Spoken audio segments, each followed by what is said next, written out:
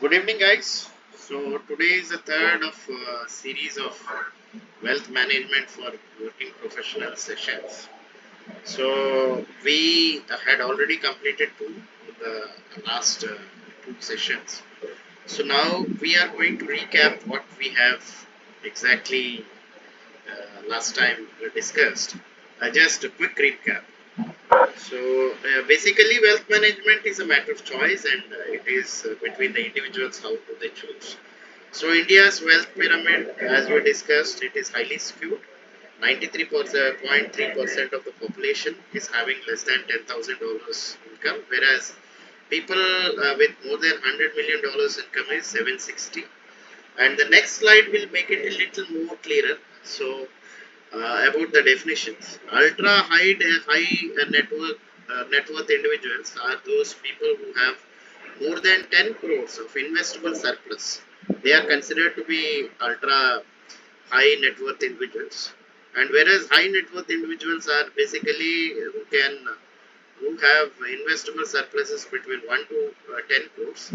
And these are the people, these two categories combined together, for whom there is something called as portfolio management services. And as per SEBI, it is 50 lakhs is what minimum required to have such kind of services. Since we are less, rather we fall under mass affluent between 25 lakhs to 1 crore, where we can afford to invest into it. So we fall into this category. This is the category that needs wealth management, and who will be the manager is ourselves. So this we have discussed about the process of diffusion of innovation, and also we discussed about Schumpeter's theory of innovation, where we try to understand why innovations keep changing, and with those changes in technology ideas, the way we handle businesses, that lead to a lot of creation of wealth.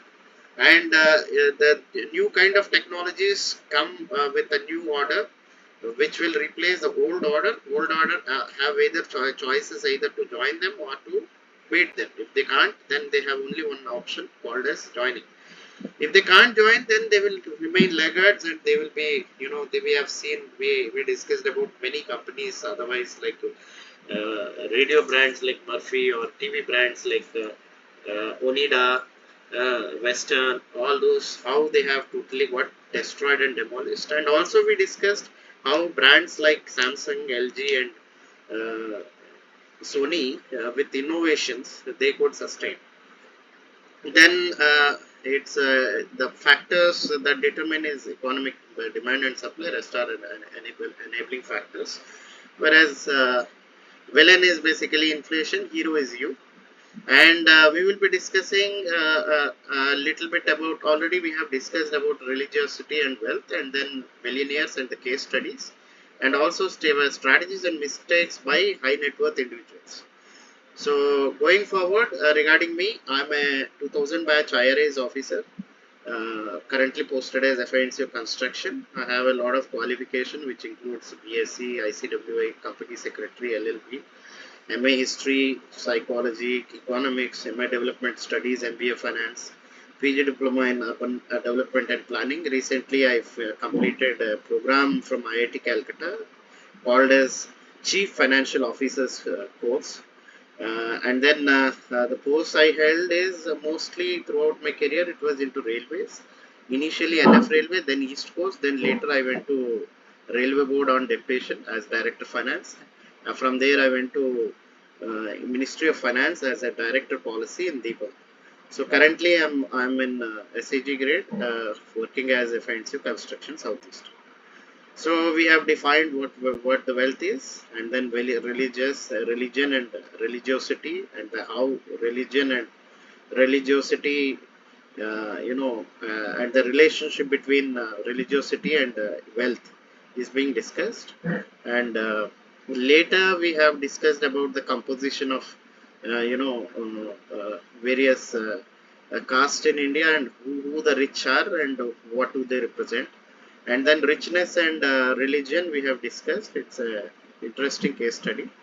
Then who owns the companies? In any case, the wealth of a nation is, or the rather wealth creators are those people who own businesses or companies.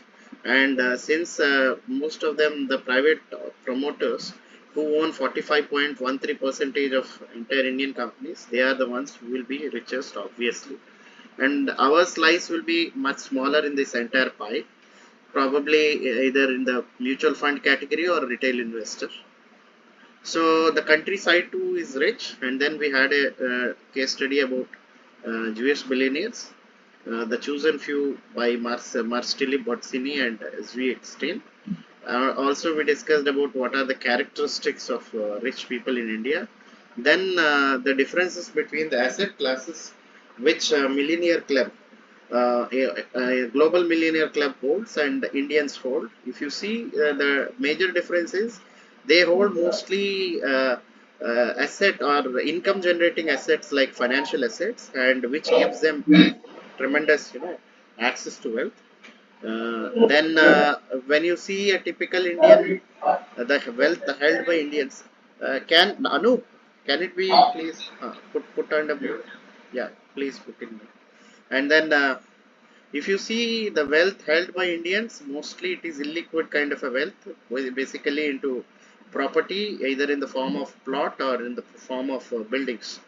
So then comes is we are fond of having mostly illiquid kind of asset called as a gold. Gold, though both it is sentimental as well as we tend to think that gold is wealth, real wealth, and it is liquid only when we sell it. Otherwise, it is highly illiquid, and it don't give you any kind of a wealth unless you put into something called as a gold bond, something like that. And then 15 percentage of our wealth we put into something called as bank deposit, which give you a risk-free interest rate of somewhere around 7 to 7.2 percentage. Whereas we tend to have insurance 6.2 percentage. If you see the pie of the income or the so-called financial assets, you find equities as 4.8 percentage, whereas PF and pension funds as 5.7 percentage, which gives you a little decent returns compared to your bank. Then finally we hold it as cash. Cash per se, if you hold it in your pocket, it doesn't give you any return. So we had two case studies, A and B, regarding even the so-called successful people, and then how they take mistakes, they make mistakes, and they finally land up, losing a lot of wealth. And then what a typical kind of a mistakes we do. Generally, normally it's like we don't have a clear investment objective. Then what we tend to do is we tend to trade too often, whereby we tend to pay more higher commissions and fees, and also taxes. So we also don't have what is something called as a diversification. Without diversification, we are subject to a lot of risk, especially unsystemic risk, which is specific to the industry and specific to the company. Then we tend to chase short-term returns.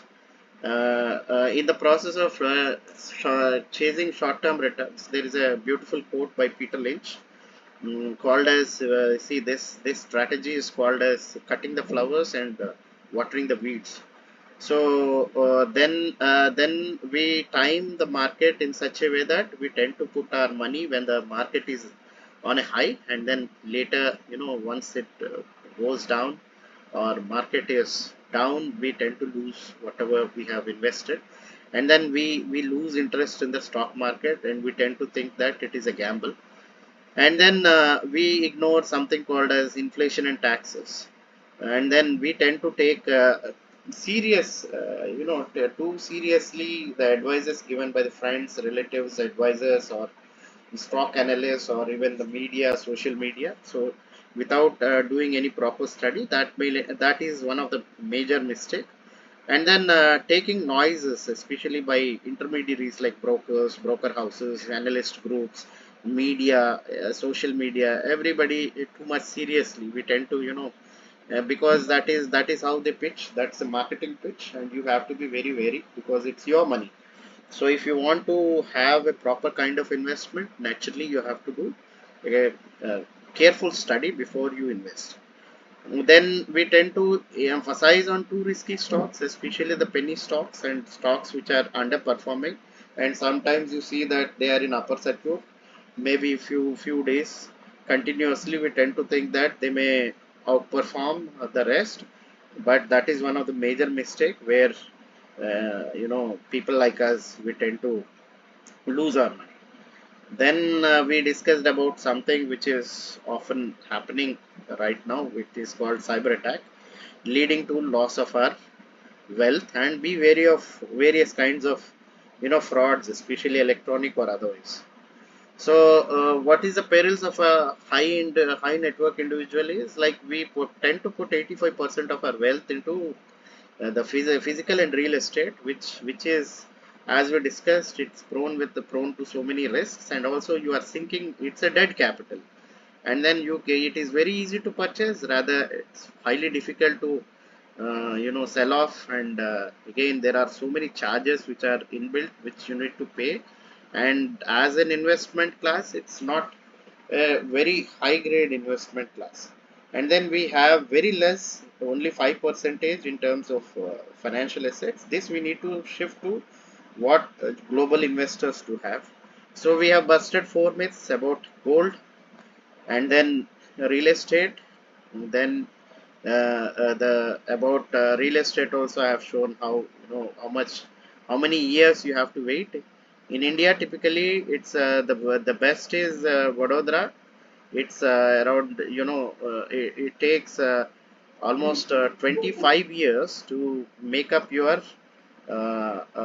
make a 25 years of rental income to make up for the investment you make. Whereas the worst is Vizag, it takes for 50 and a half years. So last time we have already discussed something about debt mutual fund, how they are as good or as bad as the so-called interest free risk. And the more debt fund funds which yield more interest rates are subject to default, risk of default, and which we have discussed in case study B. And then there is again one more myth we busted: GDP growth and stock markets. There is no correlation between GDP growth and the stock market. It's already proven. So don't be in that impression that GDP growth and stock market go hand in hand. And then obviously the only choice which is left out is the equity. Equity will generate you somewhere around 13 percentage returns, which is doable. It can go up to 20 percentage provided you choose very good stocks, which will multiply your wealth. That is called as power of compounding, which we will be covering in the later sessions. So Peter Lynch, who happened to be one of the famous fund manager, he said, you know what you own, and also you should know why you are owning it. So this is the philosophy. You have to have this as your philosophy if you want to have a exciting journey in your wealth management. Then the global shift, I think I have added two more graphs. I think this will be more clearer. So today it is 105 trillion, out of which around 25 percentage roughly is of USA, then followed by China, and India 3.71. So in 2050, Goldman Sachs, they have released one recently. It's a kind of a projection for global economy in 2050. What you find is Indian economy is bound to grow more than 5 times, whereas China double, US less than 50 percentage.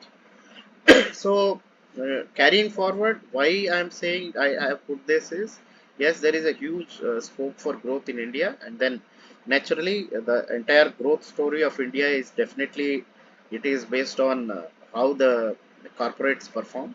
So this will be the right time in case if anybody is interested. Equities is the segment where you can generate good amount of wealth. Then comes is the market drivers. We try to understood what the economic cycles are, from recession, slump, recovery and growth, how they are, and what are the factors that lead to that. And then we have seen that penetration of stock market and which states are having what numbers. Mostly, predominantly it is Gujarat 10 percentage, Maharashtra 20, Rajasthan 6, and then Karnataka 6, followed by UP, and then rest of the states.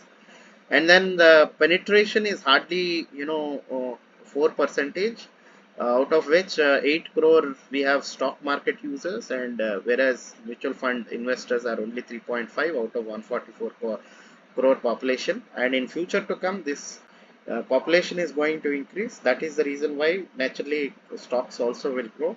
And globally, if you see, US with 48 percentage, where penetration when it comes to investing into stock markets, Australia 40 percentage, China 30, whereas India is 3%.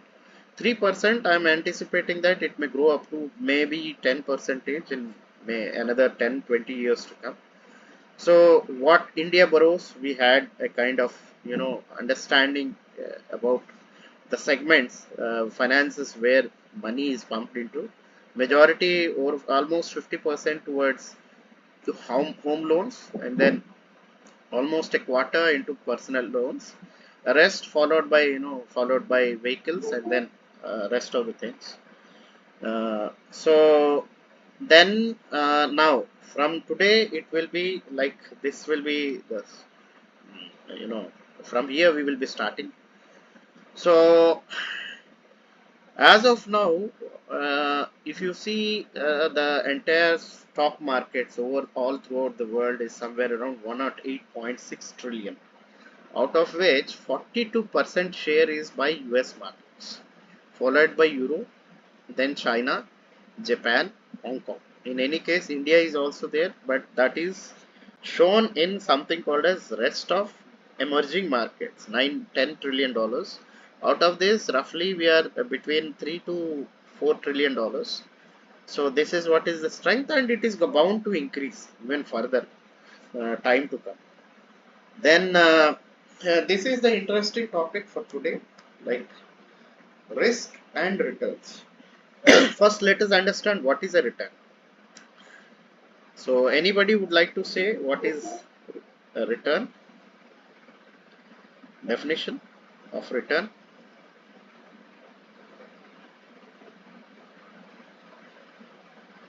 Anyone would like to say? You define, how do you define return?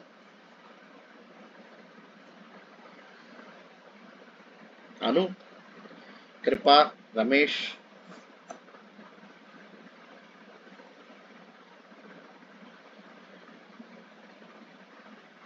Anybody? Okay. If nobody like to say anything, I'll move ahead. Returns is nothing but the amount of appreciation you get for any investment you make. So usually when it comes to stock investments, it's usually something called as one is the appreciation in the market price. Second is the dividend. You have to add both to the initial investment. If you then only you will get something called as a return. Return is basically a percentage of the percentage above what you have invested. So if you tend to get the returns are positive, then it is positive percentages, or negative, it is negative percentages. Then there is another concept called as a risk, because everything, all these financial or any kind of investment, the basic fundamental concept is risk and return. If you don't understand these basic fundamentals, then it will be very difficult for you to go any further. So basically, risk is uh, uh, anybody would like to say, if you can go through, read it, and then whatever the concept you have, you can. Anyone? Am I audible to all? Okay, fine. So, could you say what is risk? And it's a very interesting thing.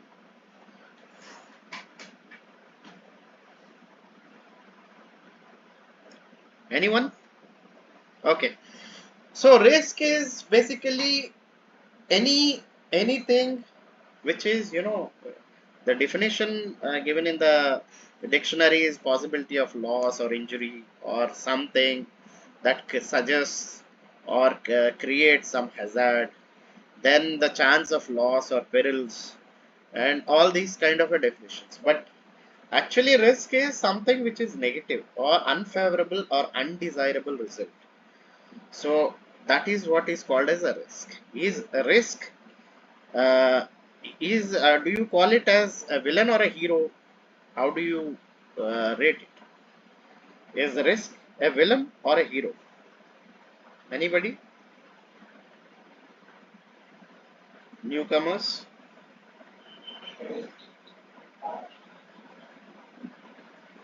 Absolutely, it depends. Actually, risk depends on how you handle them, right? Usually, there is a mantra called as TARA, TARA, right? Transfer. Either you transfer the risk, like purchasing a insurance, then reduce. R is for reduction. Then A is avoid, and finally A is to adjust if it is unsurmountable and you cannot avoid. So this is all about it, and it all depends. Depends on how you are. Uh, Actually, see, if you want to do well, you need to know what are the risks you carry. If you don't understand the nature of risk, if you don't quantify the risk, and then if you don't put this risk into your decision making, naturally you are going to make mistakes. So, and again, it all depends on your risk appetite. So, some people are willing to take risks, and there is a dictum or there is a saying that the more the risk, the more the returns. So lesser the risk, lesser the returns. So you have to take a kind of a judgment whether you want to go for high risk, high return, low risk, low return, or medium risk or medium return. So there are three strategies usually people follow. So next is like you need to understand what exactly the risk is. Risk is anything which is unpleasant, undesirable, or unwelcome, which you don't want. But it may lead to losses.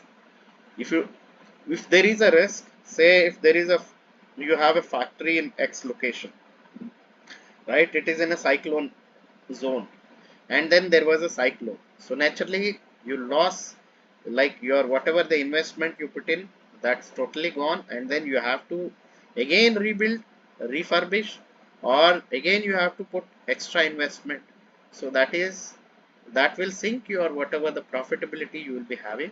Sometimes you may be totally out of business too, because the risk is so huge and the losses are so unsurmountable.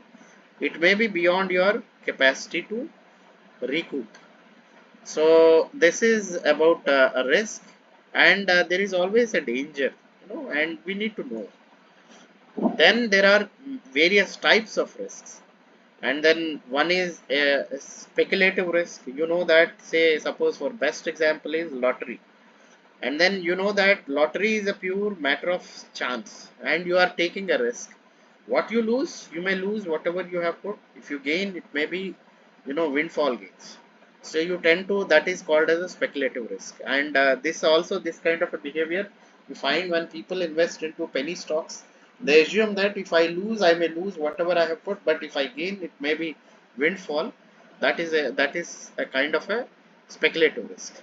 Pure risk is basically you know that there is uncertainty, but you are not very sure what is it, right? And no possibility of gain is found in that particular risk. It's return is zero. So everything you will be losing it the moment you put something like casino. Once you go to casino, you assume that 99.9999% chance is that you will never get anything, so you'll end up losing money. So that is a pure risk. Then on the basis of flexibility, it can be static or dynamic. Static risk is irrespective of the change in the environment, the risk remains. Like natural calamity, dishonest employee dishonesty. Dynamic is it keeps changing with changing factors, like changes in inflation, consumer behavior, or consumer taste. The entire the dynamics will totally change, and the risk, it depends on the changes in these factors. Or you can say forex exchange rates also. This is also one of the area where you are exposed to so much of risk. Then there are two kind on the basis of measurement. It can be either financial risk or non financial. Financial risk is where you can measure in terms of money. And non-financial is something like you cannot measure in terms of money. Like suppose health, you had developed some disease or something where your health got deteriorated, so your potential to earn has got reduced. This is a non-financial kind of a risk. And then types of risks. On the basis of coverage, it is basically a fundamental risk, which this kind of a risk is there for the largest section of the society or the economy. Like in purely in terms of finances, it is called systemic risk. It affects everybody, everything. And then a particular risk, which is called as unsystemic risk, which is associated generally with an industry or a firm or an investment option, right? And it will affect your rate of returns. Like these kind of risks are like industry specific or a company specific risk. Maybe the technology, their competitors are having better technology and these people are into obsolete technology, and they are competing with people with less skill compared to their competitors, or competitors engaging in some robots or robotics where the productivity has increased. And this company is into something called as a hazardous thing, where the risk is even further high and humans can't usually cope with it. And then there is on the basis of behavior, it can be subjective or objective. Subjective is based on the thought process. We may each individual have their own value systems and also thought process, whereby they perceive risk indifferently. Like each person, some people may tend to ignore that risk, some people may take it, they multiply the fear of that particular risk. So it's all subjective. And then objective risk is something which you can observe and you can measure it. So this will be an objective risk. And on the basis of diversification, either it is diversified risk, that is unsystemic systemic risk, which is firm and industry specific risk. If you diversify it, naturally as per the portfolio theory, your risk should become, the unsystematic risk should become zero. In case if you don't have a perfectly diversified portfolio, naturally you are subject to unsystemic risk. And non-diversified risks are basically systemic risks. Basically it affects the entire system, not just one firm or industry. So then there are other type of risks. Market risk. Market risk is usually caused by investors in reaction to tangible as well as intangible events. Suppose there is a unfavorable news which came in the market. So naturally people will behave in such a way that there will be a crash in the prices of that particular stock. So it will fall down, and then there is a herd mentality whereby people fear that it may further lose, so better to quit and then make money. So that is called as market risk. Then second risk is interest rate risks, and usually it is the central bank. In case of India, it is RBI. RBI decides on their interest rate generally into the entire banking sector. And if there is an increase in interest rates, naturally it will be viewed negatively by the market, and it will fall. And converse is also true. If there is a fall in interest rates, naturally markets will rise up. But again, we are talking about risk. Risk is always negative. So then debt price risk is also there. That is coupon rate of the debt security divided by market interest rate. And if there is a decline in that particular coupon rate, naturally then you'll suffer.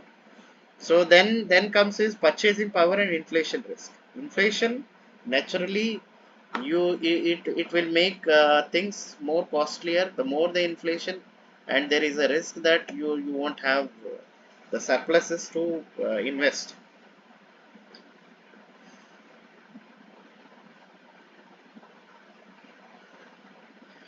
And then when it comes to unsystemic risks, it is basically there is a kind of a business risk. And Company is exposed to various factors, which are some of the factors are controllable, some are not at all controllable, or the so-called external factors. Due to it, if at all it leads to failure of a company, that is called as a business risk. And then financial risk is basically associated with financing of a particular firm. Is usually it is a debt risk. No, the more debt you take, the more you have the possibility of financial risk. It is called as leverage in financial terms. And then usually we have the market people say that the debt should not increase 30 percentage of your equity, something like that. Some people say 2:1 is better ratio, but these are all subjective, and it all depends on whether you are in a capacity to earn more than what you can pay. Otherwise, it's a pure risk. And usually a total risk is systemic risk and unsystemic risk.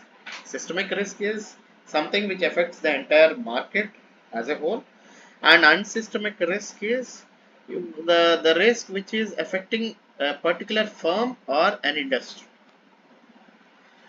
So what are the types of returns? Returns usually are two types. Either it is a realized return or expected return, or which you anticipate. When it comes to stock markets, we say either real profit or the so-called notional profit or notional losses. So total return is basically income plus change in price movement, which we have already discussed. And return over is equity is your basically dividend divided by the price, or plus price changes in the price divided by the initial price. So how do you compute a return? It's basically there are various methods. It's like usually they take in the form of three. It can be either simple average method or geometric mean or the probability. And I would not like to spend a little more onto it because it will become more technical. And since I'm making it very general, it's just calculation of risk is returns is based on these three methods. And how do you measure risk? Risk is measured by in terms of standard deviation. Standard deviation with respect to the market index.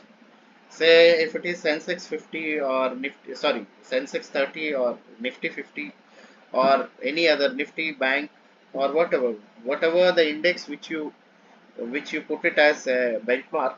With that, you try to see your investment, and whatever the difference is there, that difference you basically square it. Later you put it as square root divided by number of observations. So this is how a standard deviation is obtained. In market parlance, it is called as a beta. Beta can be measured either through correlation or a regression method. Without entering into those methods and all the formula, I'm just giving you a kind of a brief. So there are usually used formula is a regression equation. Y is what the dependent variable. Alpha is basically the constant from where we start. I think next I'll be putting one graph with that. It will be more clearer. And beta is the slope, and x1 is the independent variable. So this graphs gives you the idea about risk and return in relation to various asset classes. So usually the lowest risk is said to be the risk-free bank deposit. So bank deposit is said to be one of the lowest, and below that is G-Secs, government securities, usually 10-year. The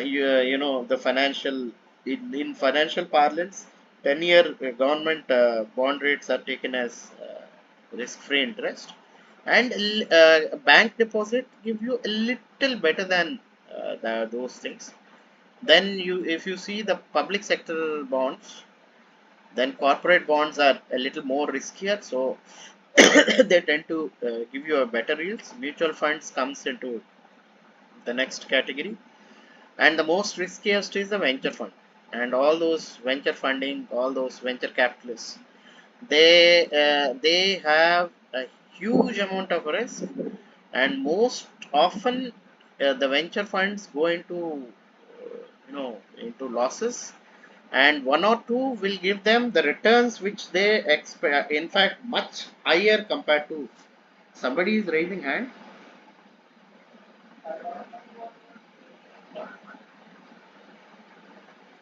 Venture fund, yeah, that's what I'm see. If you are a startup, okay, so how do you get funding?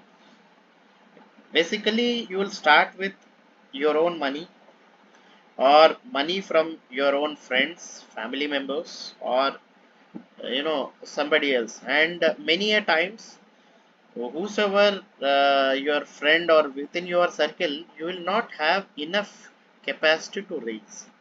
So these venture funds are basically people who are high net worth individuals with a lot of deeper pockets, with a lot of understanding about that particular industry and the business.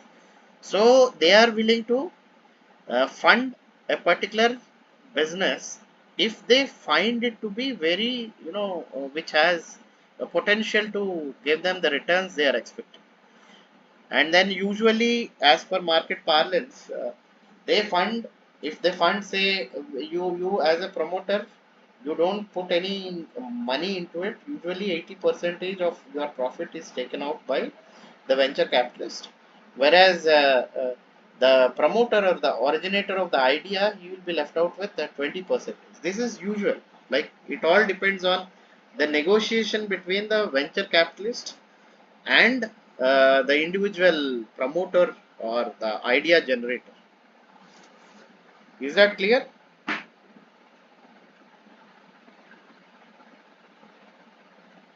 Is that okay? Okay.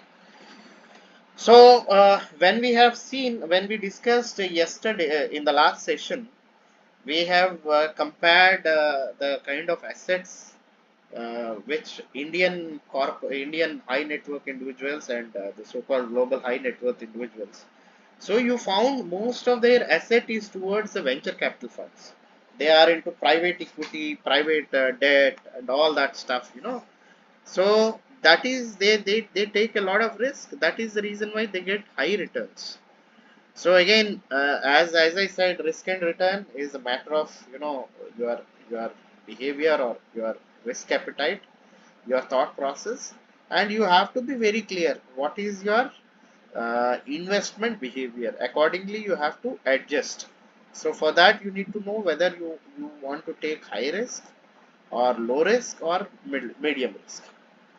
So I think there was an intense discussion amongst us, like which gives more. Somebody in the recent past, they put something like gold. Gold will give you a jet, and then this is a study conducted for 32 years from 1990 to January 2022. So in this, there are five asset classes. First one is Indian equity, second is US equity, third is India gold in terms of Indian rupees, and then the debt, then finally a cash. Cash is assumed to be, something like you are putting a fixed deposit, and debt means debt mutual fund. So if you place all these five together, you find that in that 32 years, cash has increased by 9 times, whereas the debt has increased by around 14 times the same period, and then gold has yielded 20 times returns, while US equities have given 55 times, and then Indian equity 68 times. And equity, in the sense, they're only indices like Sensex and Nifty 50, not any other. We didn't go into individual equity or any other index. Maybe something like in future slides you'll come to know how I have compared around 17 or 16 or 17 asset classes, so you will come to know which gives you better wealth. So this is a very interesting chart.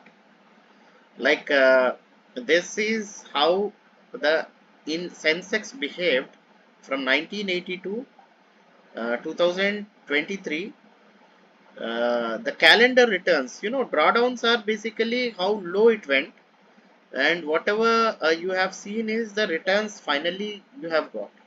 So if you see, hardly most often it has means the positives are higher than the negatives. So average yield is somewhere around between 13 to 15 percentage. The CAGR, depending depending on where you have invested. So this is one interesting slide. If you look at, see, these are the risks which we have for the year 2024. This is a global risk, not individual. India specific risk is in the next slide. So for global, it is extreme weather event which have a very adverse. This one we can expect something like heat waves or cold waves. More than cold, it is the heat wave which will have a very destructive effect on especially agriculture, then even the productivity of the employees and all those stuff, and then the costs will keep on increasing. Then the second very interesting, I think you all have to be very wary about, that is called as AI generated misinformation. Don't assume that artificial intelligence is very smart. Artificial intelligence only fetches a lot of data. It has a capacity to compute. Computational capacity is much higher than us, and then it can go through number of thousands and millions of data points, and then finally they can come out with something, how a human writes. So if the data points themselves are wrong, or they are basically a misinformation, naturally they too generate a kind of a misinformation, and they don't have the intelligence to identify what is right and wrong.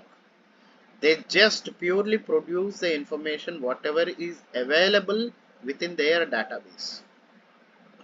So you have to be very careful. So these days there is a lot of marketing. If you see in Facebook, all that stuff, you say there is a quantum AI which is going to transform the way you invest into wealth.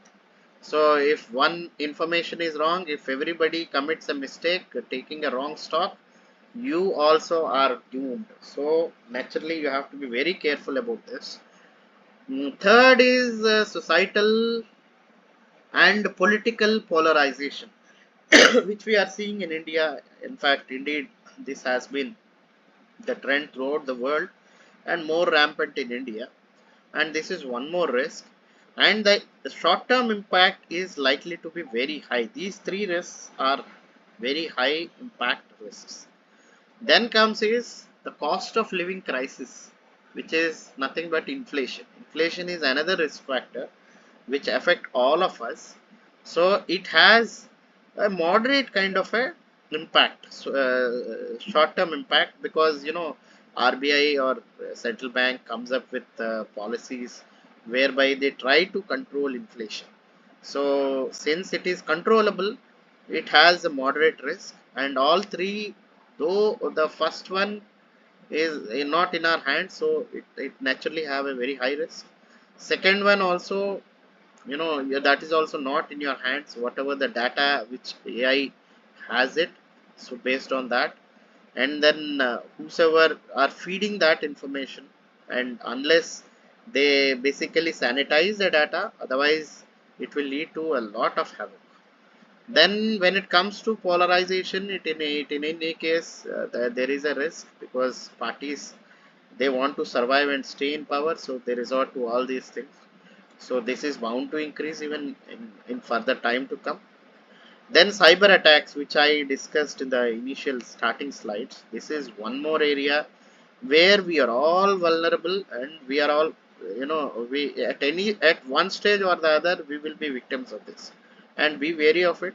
Only thing is, you have to be aware of these things. The better you are aware, the better you are equipped to handle these kind of things. Then the third is economic downturn, which people are saying since 2022 I have been hearing that yes, globe is in recession, this, that and all. But anyway, it's like we don't know whether this is real or only perceived threat.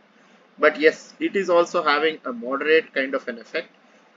But again, since everything is a cycle and it can come up, so it is moderate impact will be there in the short term. Then a disrupted supply chain for critical goods and resources, like we have seen when it comes to during Ukraine and Russia war. We have seen the energy prices, especially the petroleum, gas, and the semiconductors, all these things, and certain minerals, where Russia happened to be a leading supplier. It was totally disrupted, but that was only a temporary, and then the likely impact will be a little lesser. Then the next risk which we are going to get impacted is escalation or outbreak of armed conflict. In any case, that is there. Right now, we are having this the so-called Russia and Ukraine thing. In fact, it is basically a NATO versus Russia. So that is one risk, and another which is ongoing is Israel versus Palestine. So these are the two ongoing, and we don't know in future to come what are those conflicts which are going to come. Yes, there are various flashpoints where yes there are certain risks, and that may lead to high impact on its impact on so short term is very high. And then attacks on critical and infrastructure, the likely impact is low. And then disrupted supply chain for food, we have lesser because we have wonderful distribution system and also storage combined together, and also the kind of a international cooperation and agreements the countries all over the world have. There is a very less impact on it, and whatever those will be a kind of a shortages, temporary shortages, rather than a kind of a long term. And then there is censorship and erosion of speech. It is it's likely to have a low short term impact because yeah. Okay. Hmm. Right, okay, I'll go to the next. So what is the biggest country where the threat of false information is highest is in India. So you have to be very wary of information which is shared generally either by the media, social media, or otherwise. You have to prune the entire information, identify how far that information is right, because that information will affect your decision making. And one wrong interpretation or taking a particular information too seriously may lead to a lot of havoc. So you be mindful and be careful. So now there are some interesting facts about stock markets, and then 50 percentage of today's Nifty 50 stocks will not be in the index in the next 10 years. So this is a very startling revelation. So accordingly, you understand, and don't put too much emphasis on today's Nifty stocks. They keep on changing, and 75 probability that there will not be in next 20 years. And then I'll show you those slide. The next slide will make it more clear. What are those things which are still existing and which in the last 30-40 years the companies which are in that particular Sensex, see, I took it from Sensex, not from Nifty. But yeah, the same thing can be applied to both. In developing or emerging markets, there will be 25% to 40% churn every decade. Meaning thereby, in countries like India or even US, there, the index, the companies in that index will keep on changing, shifting. One will fall from disgrace or being the darling of the market, to some newcomers who will be entering into it. Some people may continue, some companies may continue. What are the reasons for such a? Number one is disruption of product and service due to evolving technology or changes in the consumer habits. Like in the past, we have already discussed, like radios. Once TVs have come, they are totally out from the market. Then TVs had a tough competition with computers. However, three companies could, you know, come up with new products, new technologies, like LG with QLED, then your OLED, then your Samsung QLED, and LED of Sony. So these companies could reinvent and bring a new product, and somehow they survive. Otherwise, all the old companies, they are all totally lost. And now there are the mobiles are, mobile phones and smartphones are now competing with TVs and also your laptop and your tablets or PCs. So this is how the disruption keeps on happening. And then second aspect is that disruption in supply chain and logistics. Suppose a particular, say, when it comes to heavily, companies which are heavily dependent on raw materials like minerals. If a mine is totally closed, then there will be a huge disruption leading to, like, in the recent past, might have seen the coal thing. The coking coal prices have shoot up by 10 times compared to what it used to be in the past. So it may also lead to, some companies, like, because of higher prices, some companies, especially like steel metal companies, they were totally lost because of these kind of, disruptions. Then a third major aspect is capital misallocation decisions. Like you tend to take mostly in this particular category, you find either there is something called as the so-called the related party transactions, where the holding company, which is owned by so many other shareholders or minority stakeholders, and between that and subsidiary which is mostly owned by the promoters.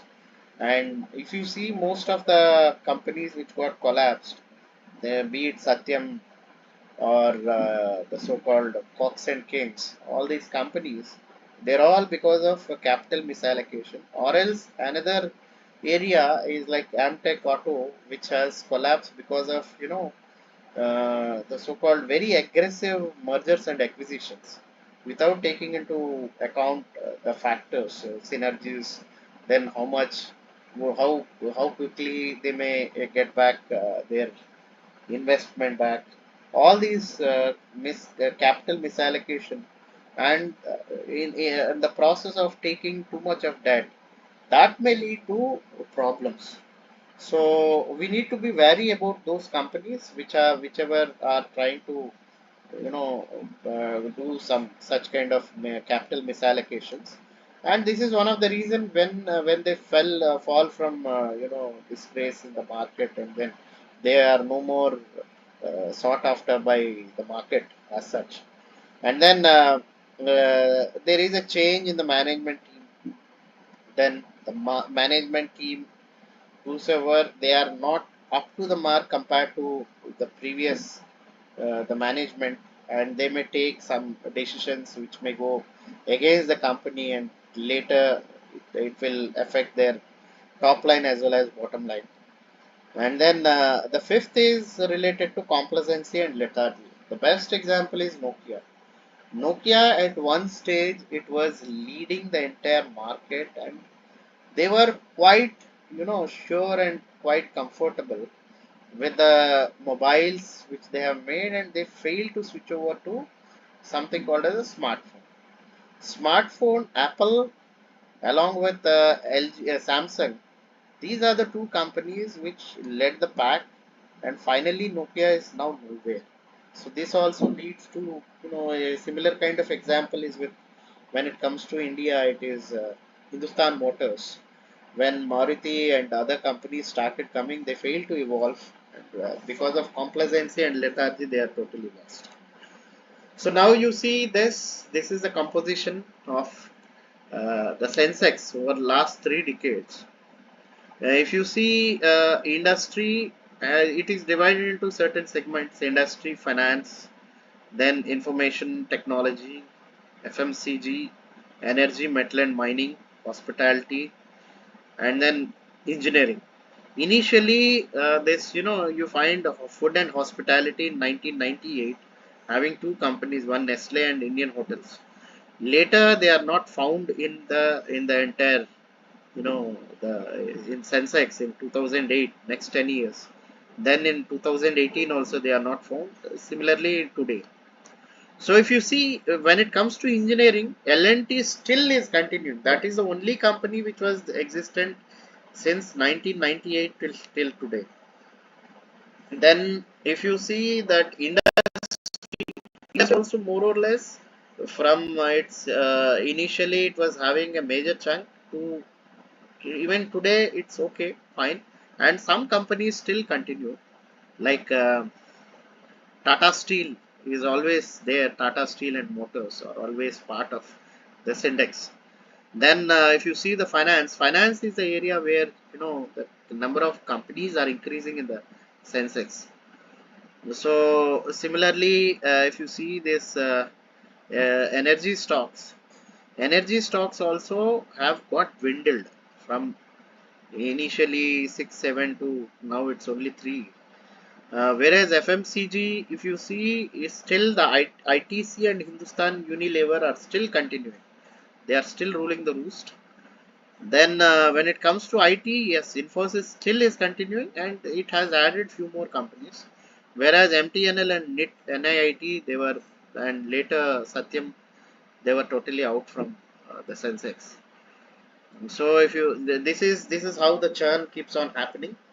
So when you take any decision regarding any company, you have to understand this also. So the churn will be there, and you identify those companies which have a potential to continue for another 10, 20 years. Because decision, I suggest you, because being a working professional, it's always better to go for a long term approach rather than a short term.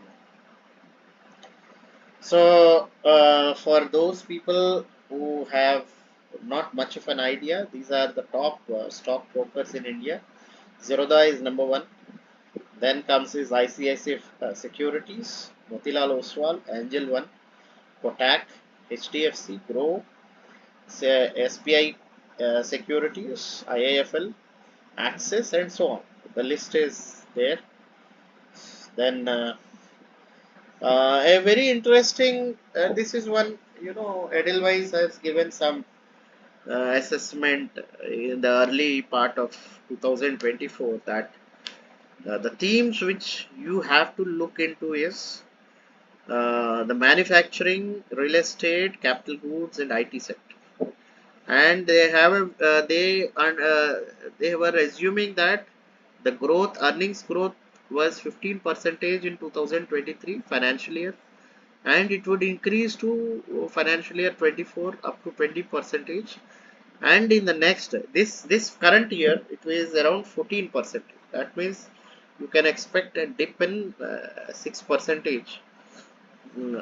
So you have to be a bit careful. And then what they are talking about is while talking about 2024, it's about disinflation, bottoming global growth rate, and also elections. These are the three major factors to watch.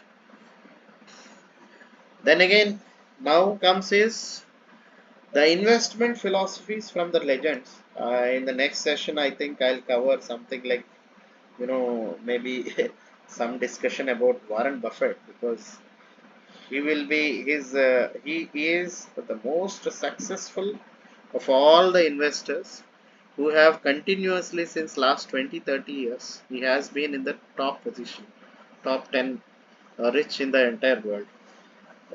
Somebody is raising hand. Yeah,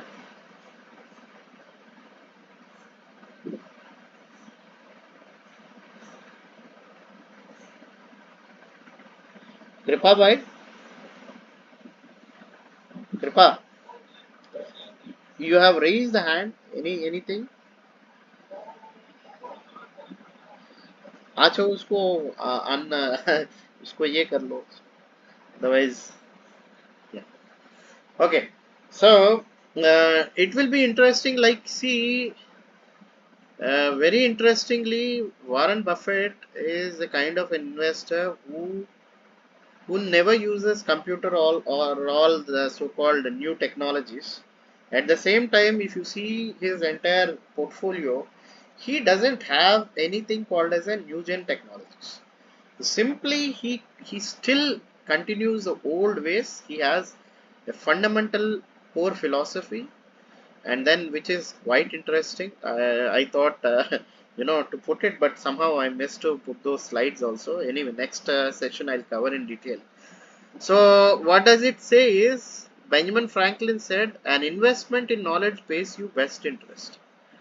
You need to understand, nothing comes free of cost, and you need to have, if you want to be a good and successful investor, you have to spend a lot of time acquiring knowledge of the industry, then the players, then the factors influencing those industries, and economy, general economy, the behavior and psychology of the market players and also markets.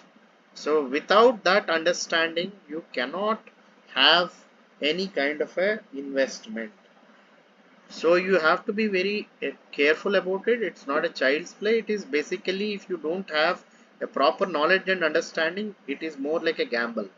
You are speculating. Speculation is very dangerous. It is highly risky.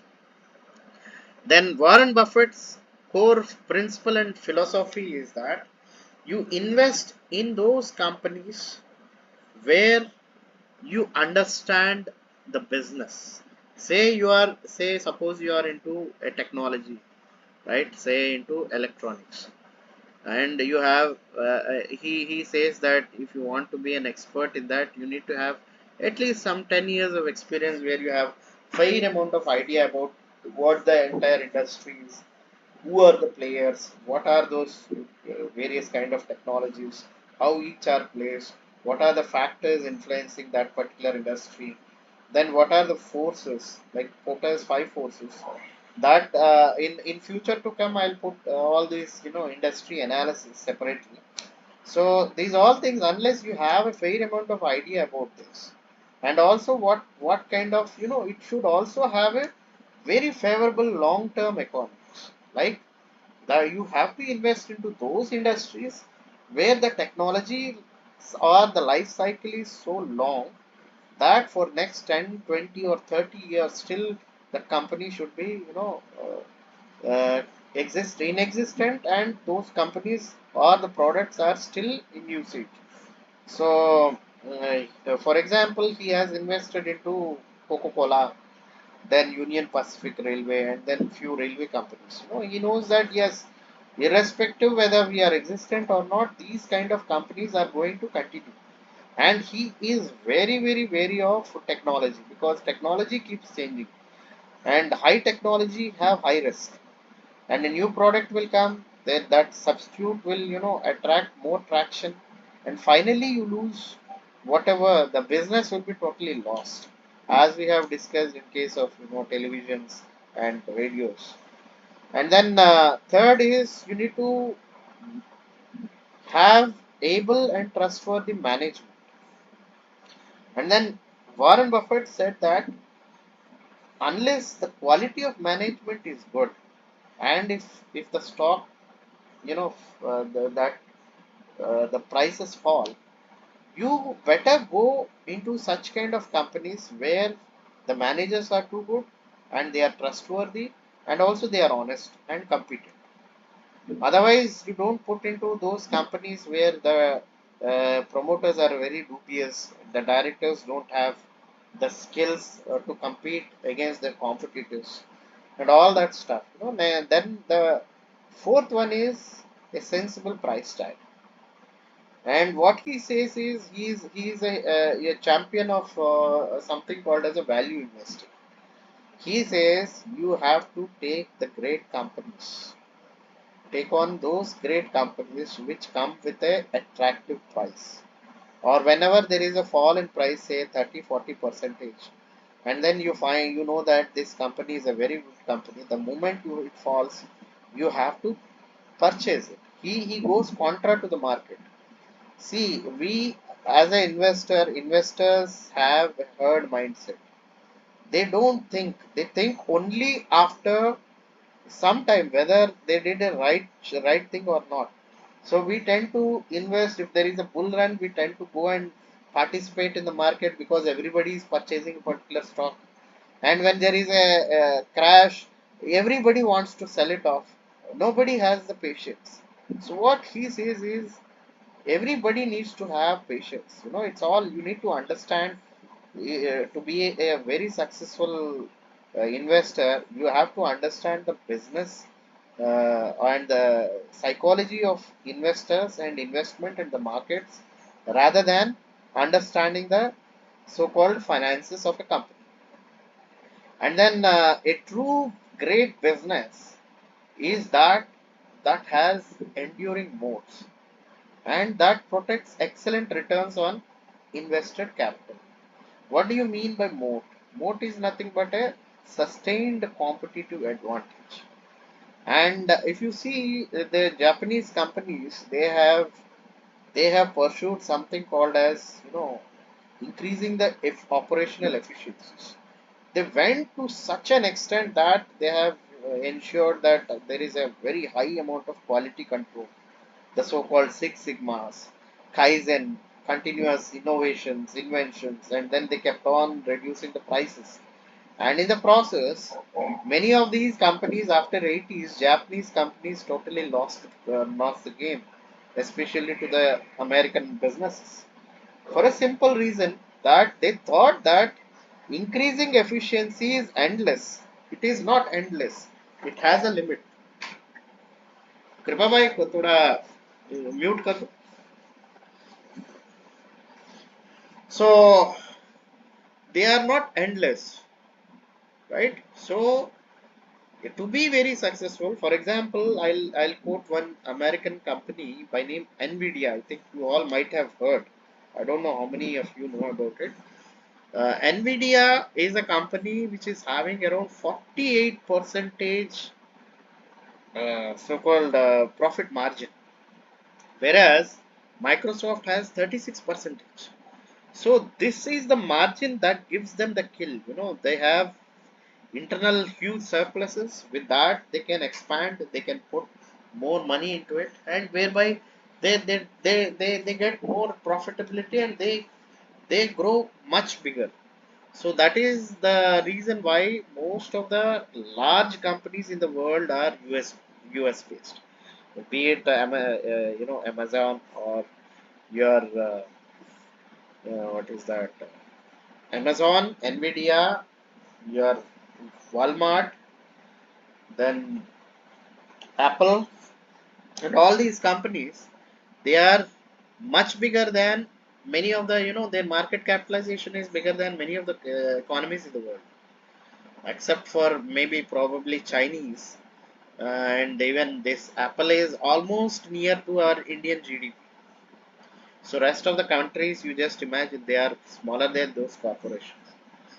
So then what he said is he said another interesting thing. When we own portions of this is like the time horizon where you as an investor has to take. When it comes to outstanding businesses with outstanding management, our investment should be forever. The time of entry is immaterial. The businesses are excellent, outstanding, and the product will sustain for a very long term, and there is a continuous growth. You have to invest it forever. Examples are like FMCG.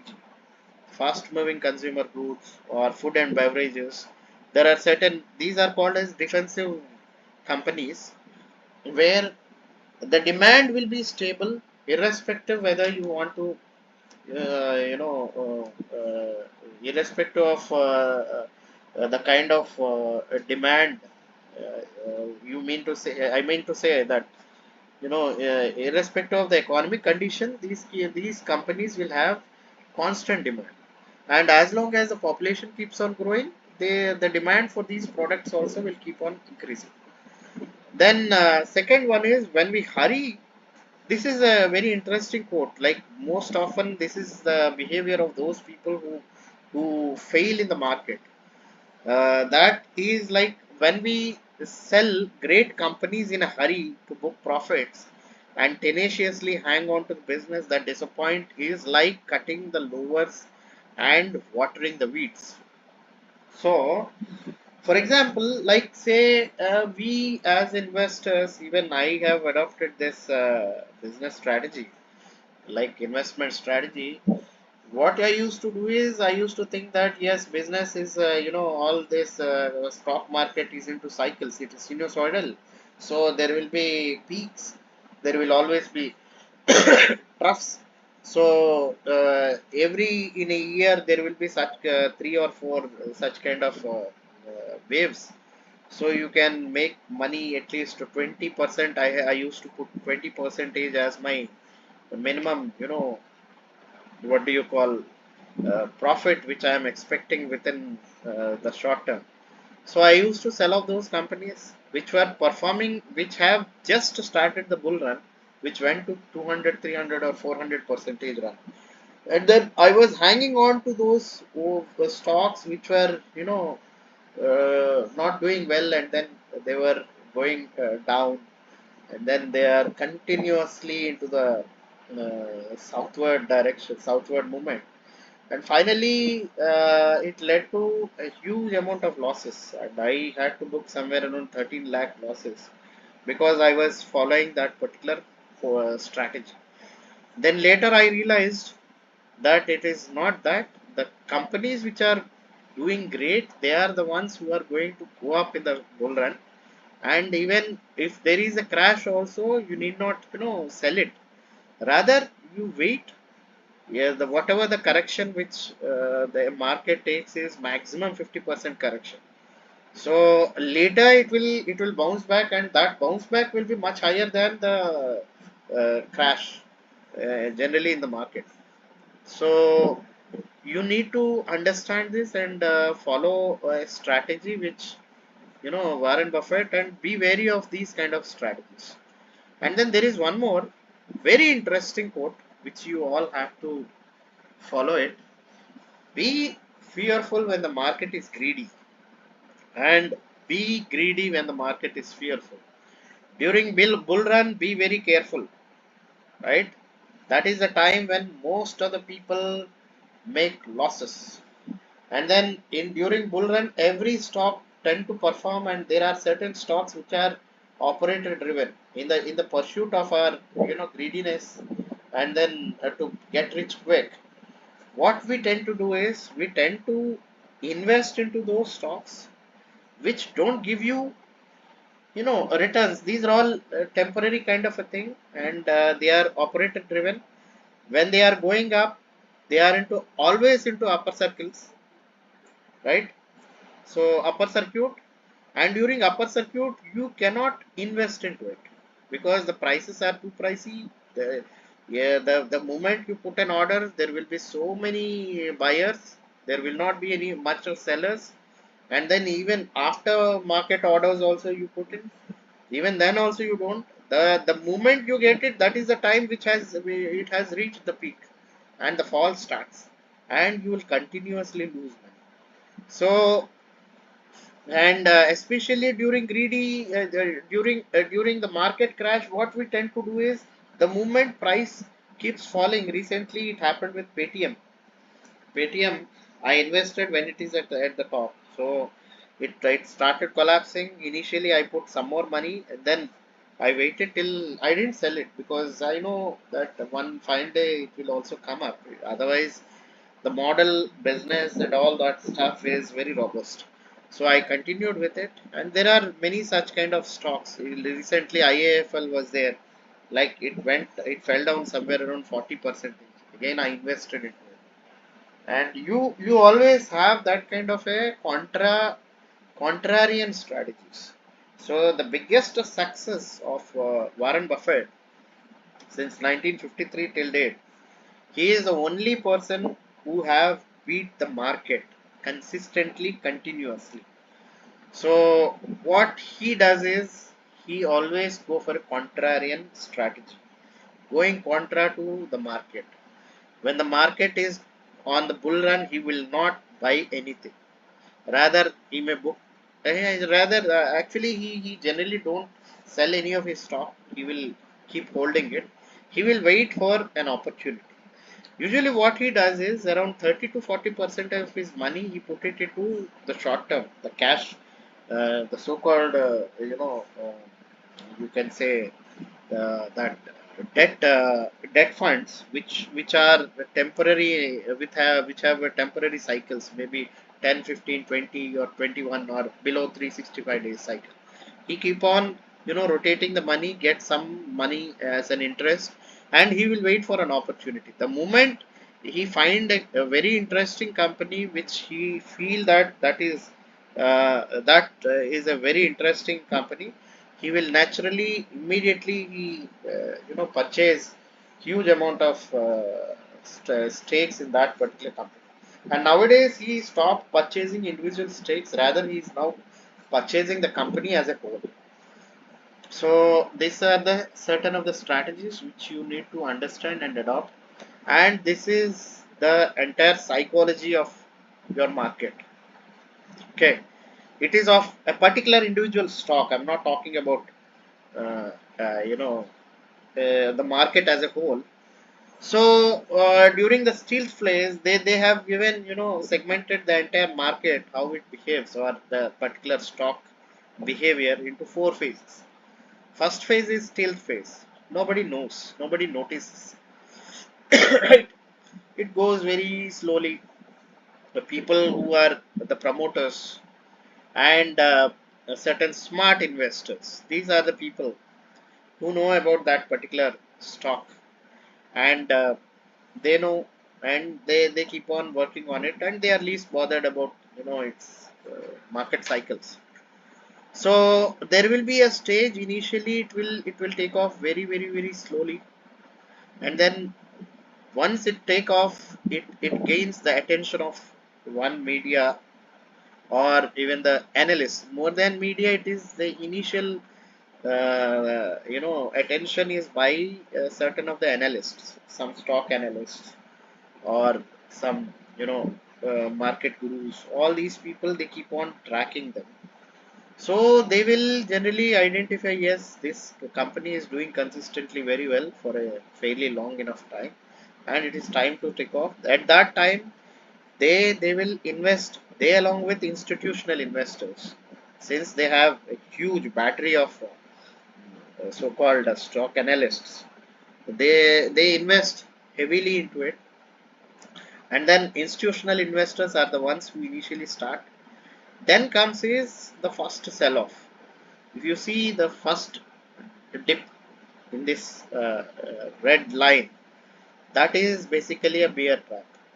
So what usually people do is, some smart investors, usually individual investors or some institutional investors, the moment the uh, price falls, they immediately sell it off, and then they leave. And after the crash or the so-called correction, it will, because see, many a times these institutional investors, they have to give consistent returns. So what they do is, they keep on selling, and most of these institutional investors, especially FIIs, they're all basically they either the pension funds or some all these kind of a things, where they have to generate regular incomes for many of the pensioners and all. In US, country like US, which is market driven, they generally have they basically put their money into the stock markets rather than taking loans, or rather than depositing into the banks, because in those countries the bank interest rates are very low, 2 3 or 1 percentage, so they don't get much money out of it. So what they do is they put it into institutional investors like mutual fund or pension fund or any of these kind of funds.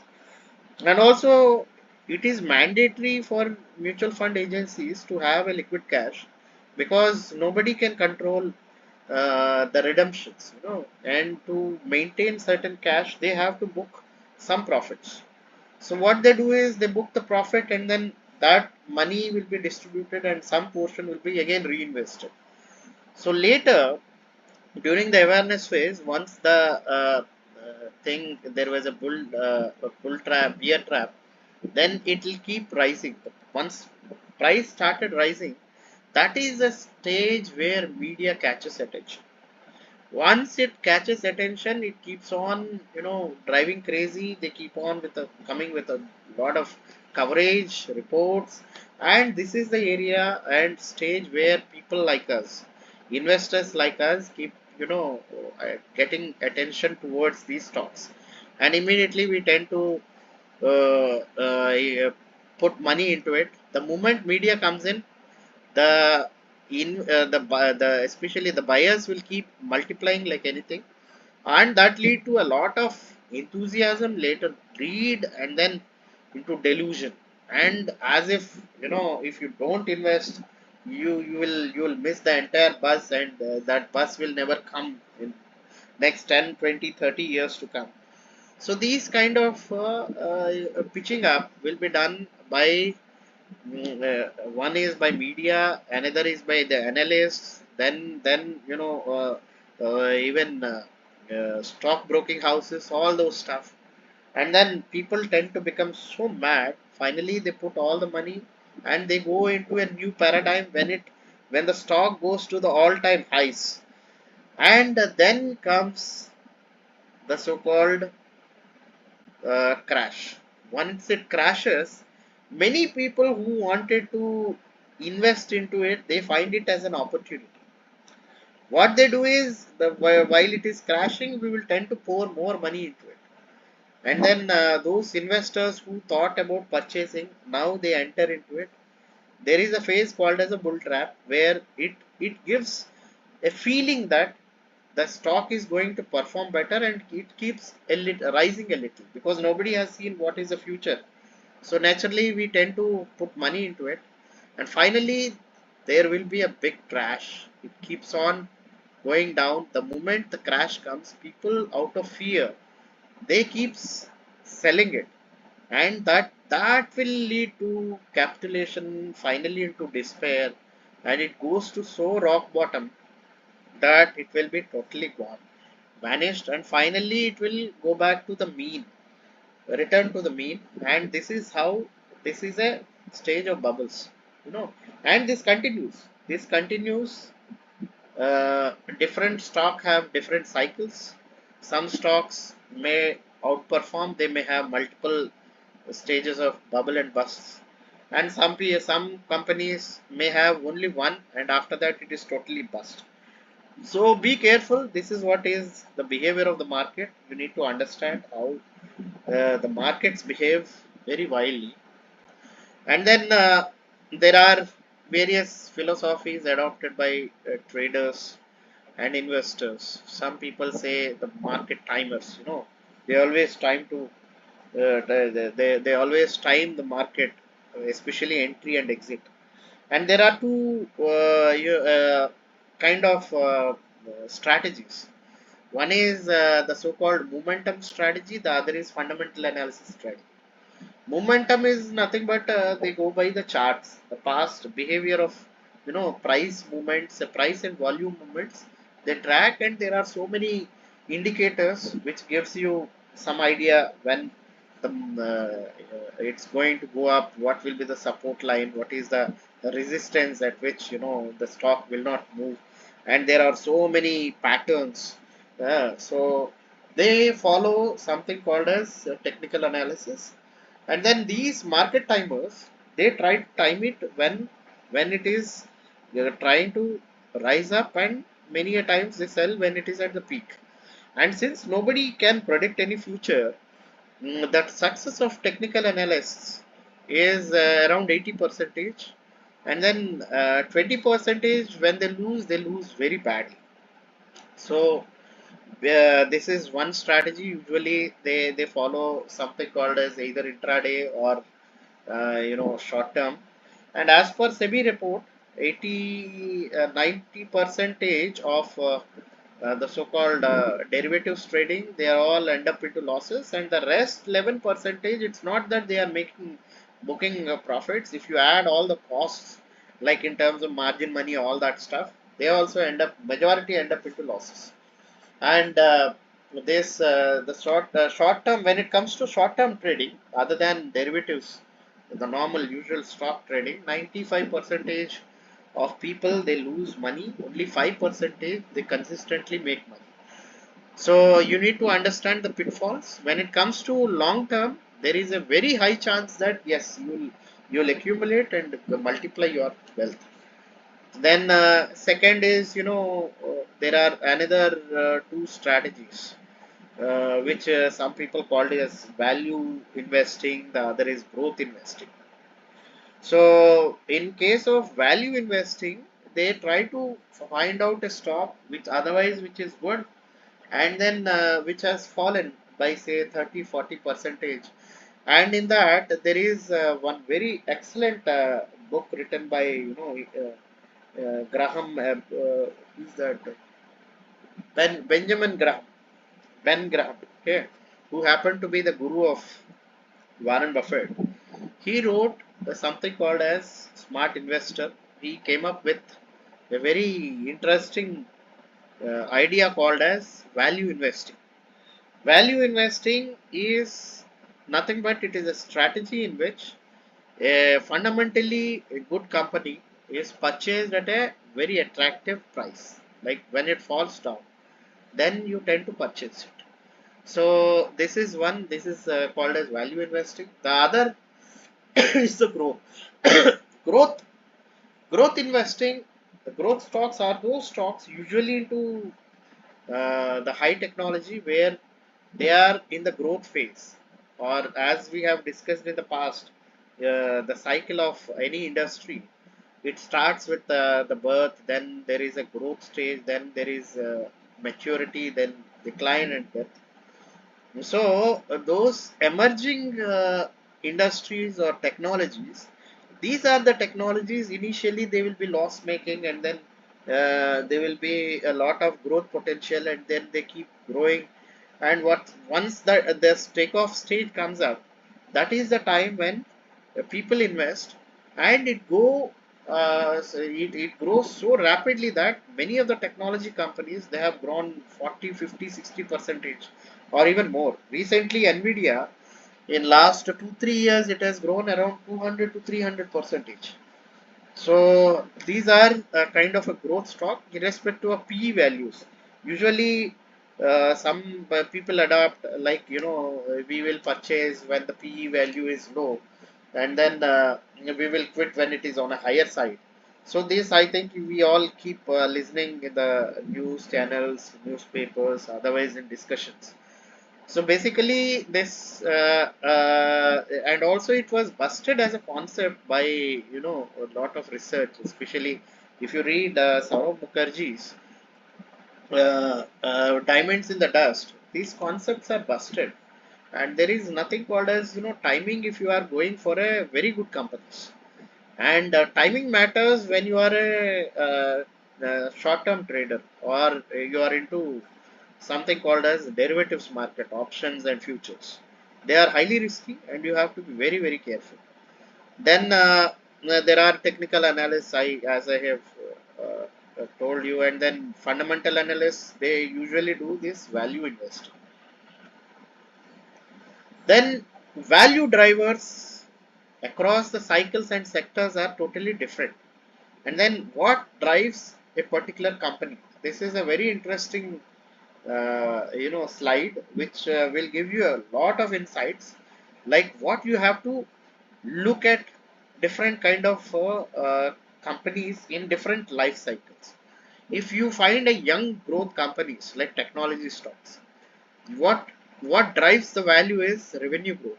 The percentage growth over last year or last 2 or 3 or 4 or 5 years, that is what drives. If there is a consistent growth, you have to see the revenue growth, how much it is growing, and the target margin, how much margin they are going to make. Usually young growth companies, you find that their margins initially starts with a negative to it will turn out to be positive. And recently I invested into Zerodha because it started booking profits.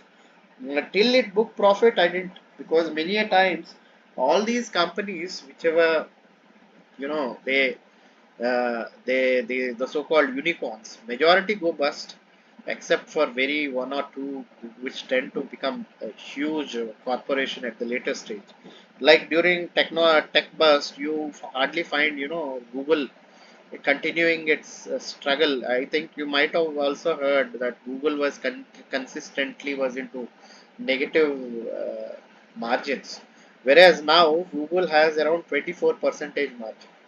You just imagine, because there is a concept called as mm, platforms and the so-called pipeline. Pipeline is an old business where it is pretty straight in terms of initially input or raw materials are brought to the process at the manufacturing plant, then they generate a finished product, and finally those things are pumped in the to the market as a finished product. So this is the usual traditional approach. And then later came the technology companies, where there is something called as a in case of process the pipeline businesses, there is something called as a law of diminishing returns. Law of diminishing returns sets in because you cannot, one is that raw material or the materials are finite, and they get exhausted at one stage. Like mine can be closed, and oil well can be later, you can say it is abandoned, or all the productivity of any particular product like coffee or tea can get reduced. You cannot infinitely increase it. There is a something called as a law of diminishing returns that creeps in. Whereas the new generation technologies, they hardly need any resource except for your mostly brain, and then whatever electricity, with very least amount of infrastructure, probably computers, laptops, or even the so-called uh, tabs, and then network and broadband. This is what you need, and the rest you can generate a lot of services and products. Like Apple has pioneered this. They started with this kind of strategy, where they have developed something called as a platform. So they brought three people together: one, they themselves, with the developers, and then the end users. So there was a constant interaction. Due to this constant interaction, they kept on producing so many platforms, all the applications, apps. Even the Android also did the same thing. All the apps which you find in your mobile, they're all product of the so-called concept of the platforms. So in the platform business, leader takes it all. There will be only one leader. Rest will be totally vanished. So that is the problem with this new gen technology companies. So, and then third important aspect when it comes to young growth companies is survival probability. What is the probability that this company will survive with the amount of, see, you need to see the threat from their competitors. The second is, see, in that kind of, the platform kind of a businesses, you will switch over only when the switchover costs are lower. Then the speed is three times of what the first mover has given. Then the amount of so one is speed, quality, quality of services which is delivered by the such kind of service provider. So if they are there, naturally the people will switch over. Otherwise, it will be very very difficult for a newcomer to enter into it. And you have to see how, what is the probability, who the competitors are, whether this growth company is going to survive or it's going to collapse. And then when it comes to growth companies, young growth is at a very infant stage. Then growth company is the next stage, where the industry will be set. There will be certain standardizations, and then the products and the quality keeps on improving. And this is a stage where most of the companies go bust. Once they go bust, there will be only few companies which are genuinely good, and they have a very good solid team. Then they have a very good business model, and they put a lot of money and emphasis into the so called R&D. So such kind of companies will survive. And when during that phase, what you need to see is how much they could scale up the growth, and whether they could sustain the margins. For example, if you take the telecom sector, you just see, now we have four players. Initially there were around 20-25 players initially.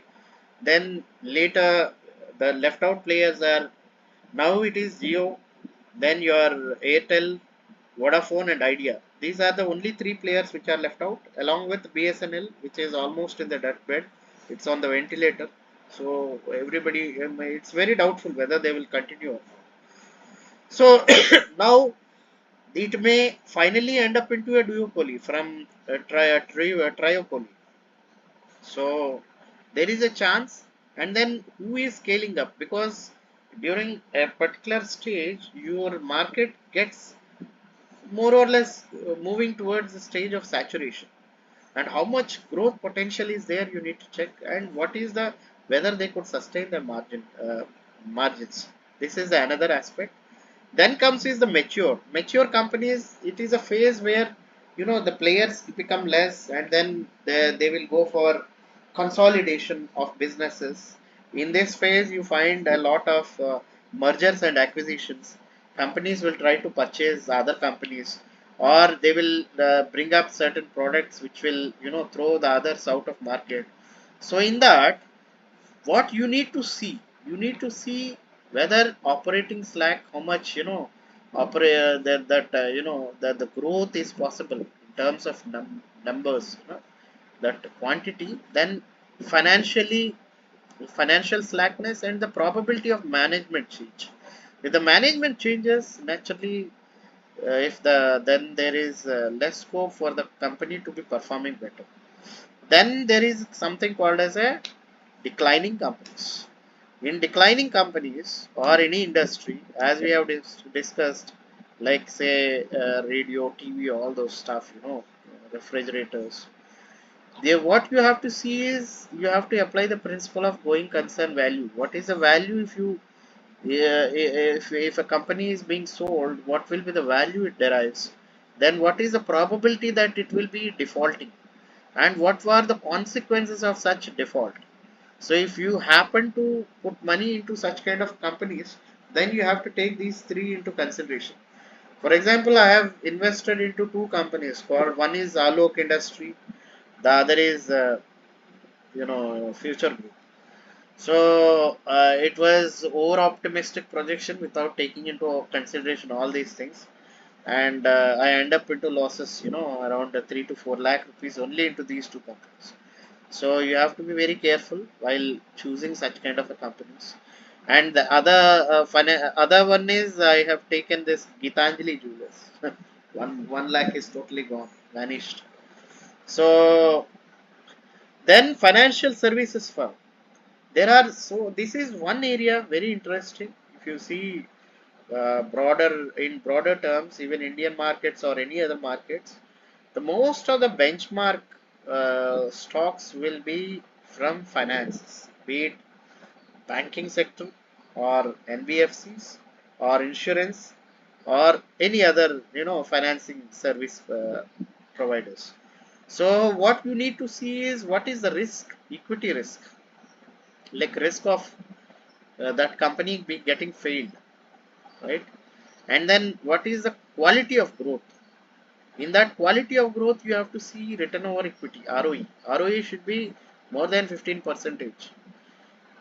And then the regulatory capital buffers. Like, see, recent Paytm is again a regulatory issue due to which, they landed up into trouble, and then that CFO, CEO had to be sacked. So you have to be very careful about these risks. These are some of the factors. Then comes is your commodity and cycling companies, right? Those companies who are involved in cyclical industries like AC, then your commodities like steel, then metal industry, or agricultural commodities, or like the so-called fertilizers and other chemicals. So in that you have to see what kind of earnings, normalized earnings over a period of time, then excess returns during the stage where they are in the boom, and what is the long-term growth of these companies. And if you see the cycle of these commodities, you find it to be having a sinusoidal cycle where, as I said, it is subjected to so much of market fluctuations and business cycles, that there is always they perform well when there is a boom phase, and then they fail to do well and they incur a lot of losses when there is a dip in the so-called demand, especially during recession.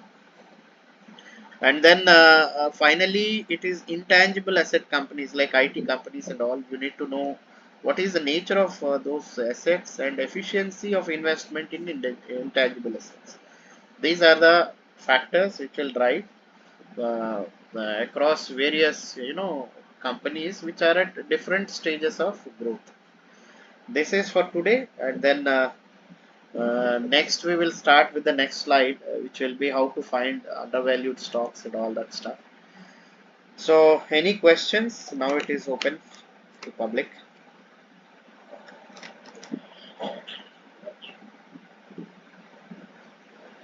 Hmm. बताओ boss.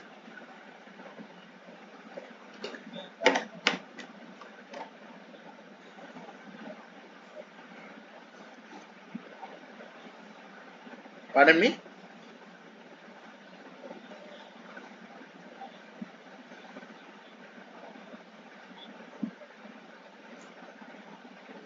Returns. हाँ.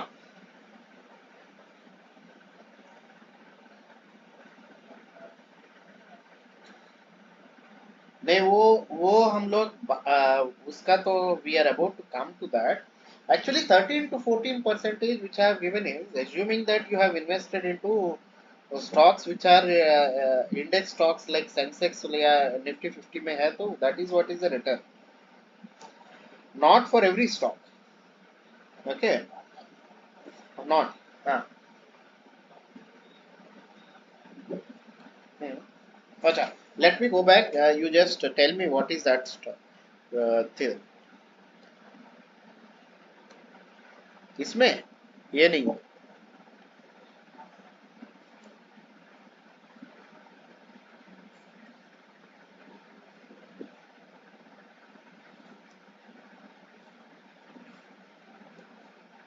ये नहीं.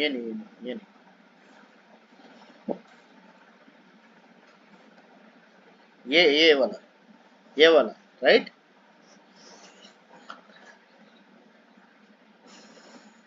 Hmm.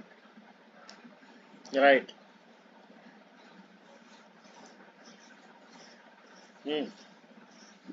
So this is Sensex. This is a fact. क्योंकि there are so many research which is conducted, and they have found कि this is usually this is what is the return which a good mutual fund will give if you invest. Yeah. नहीं नहीं नहीं नहीं, that's too last 2 years का नहीं है, it is overall market का condition हुई है. See, growth is continuing ना. Indian growth story is going to continue. It's not going to end, right? So growth जब continue होगा, naturally कौन कहाँ पे growth होगा? It is the companies, right? Corporations they derive or they create the wealth. So उसका growth है तो अपना भी growth हो गया ना. So in fact अब मैं बाद वाला स्लाइड्स में in future to come I will show you all those studies जहाँ पे वो सब आए थे ना, वो दिखाएंगे आपको. और यहाँ पे एक और चीज भी दिखाया था ना, I think one more slide I have put in which gave you, I will just show you, I think और पीछे में होगा.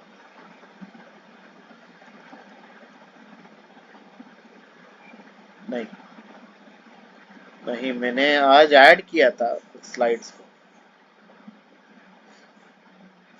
उसमें था. उसमें क्या है कि वेरी इंटरेस्टिंग, वो I think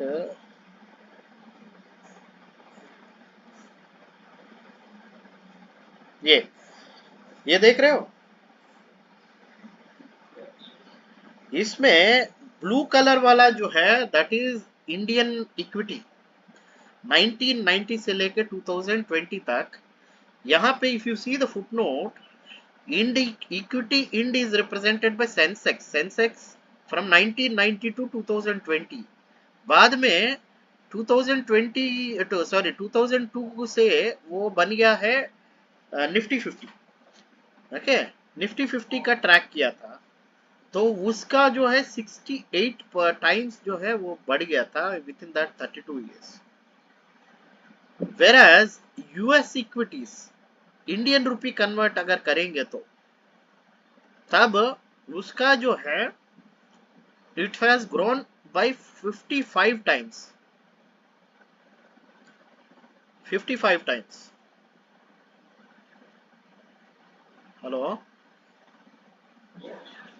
you are hearing right? So so ये है, I think this will make it very clear कि मैंने एक और ये भी अपना ग्रुप में डाले थे ना, वो तो अमेरिकन है, that is based on American research. वो तो आई थिंक 36 years कुछ है. If you go through that, I didn't put that slide over here, but if अपना ग्रुप में दिख जाएगा, वेल्थ मैनेजमेंट वाला ग्रुप में वो रिसेंटली मैंने डाला था, उसमें 1 मिनट में बता देता हूँ. उसमें क्या है, see, if had you invested $100 in S&P, Standard and Poor का 500 companies है, they are in Dow Jones में है. If you invested that $100 in 1970, it would have become by today it would have become 22,419. Means it grew by 224 times. 224 times वो ग्रू बढ़ गया था. वही चीज अगर पैसा में रखे हैं, पैसा in the sense if you put it to bank, that $100 would have become $954. 9.5 times बढ़ गया था. वही चीज रियल एस्टेट में जिसने पैसा लगाया है वो बढ़ गया है 15.42 टाइम्स. और यूएस 10 year ट्रेजरी बॉन्ड्स में जिसने लगाया है वो बढ़ गया था 22.86 टाइम्स. और गोल्ड में जिसने पैसा लगाया है that has increased by 54.45 times. And corporate bonds जो अच्छा ग्रेडेड कॉर्पोरेट बॉन्ड्स में जो पैसा लगाया है they have grown by 77.75 times. So this is what is the growth. Equity में 224.14 टाइम्स.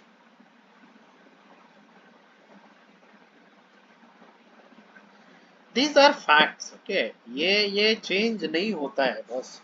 आप जितना भी देख लीजिए, we always have that kind of a doubt in our mind, but we need to understand wealth is only created by the companies. हमारा पास कोई wealth नहीं रहता है, हमारा पास डेट रहता है, डेट. कर्जा, ठीक है, पैसा उनके पास जाता है. So, you have to be, wise, smart to get into it.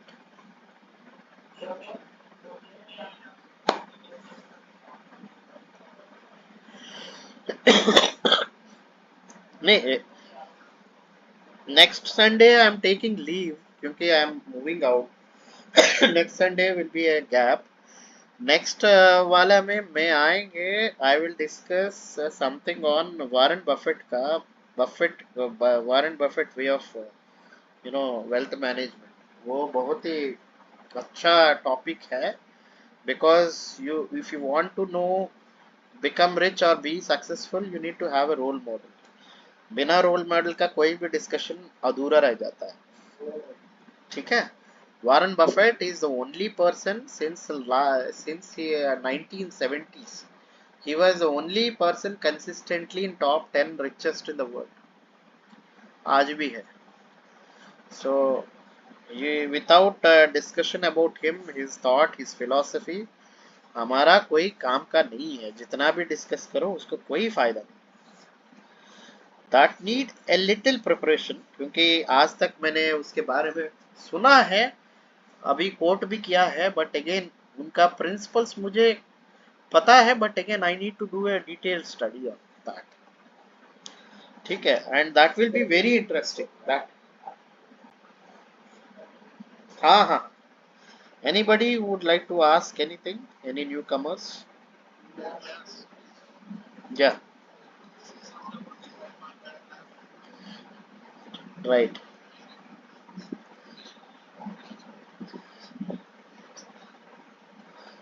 Right. सी वो उल्टा होता है. सी बुल ट्रैप में क्या होता है, आपको लग रहा है कि it is in a bull face. Okay.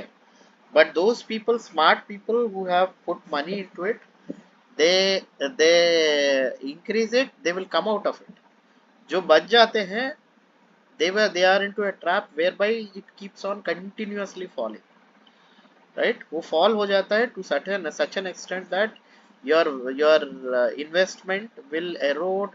Even in my case it happened, it eroded by 90, 95, 98 percentage. So this is a bull trap. When it comes to bear trap, वो जो opposite of it. ठीक है. वो गिरता है, लगेगा कि वो गिर रहा है, but again it will rise up. So these are the two phases which are used. Is that clear or should I show you that? ये अभी दिख रहा है ना? Yeah. Yes. Yes. Bull trap. Bull trap. Yes. Yes. So ये usually हमारा जैसे लोगों से होता है. Because we don't know the insider stories ना, हमारा पास पूरा information नहीं रहता है. So ये generally operator driven जितना भी stocks है ना, उसमें ये सब होता है. So what we need to do is we need to smartly understand कि we have to avoid certain stocks. So what I usually do is I don't look at which stock is growing. That was never my. अभी का strategy change हो गया. Previously I used to look at the other side, the so-called gainers. Now I see the market losers, and in that I will see only those companies which are good. जो गिर गया पैसा डालो. That's how you gain more.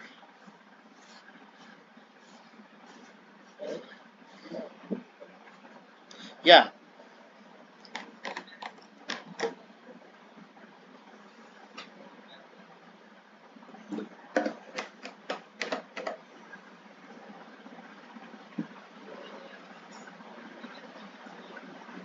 Great.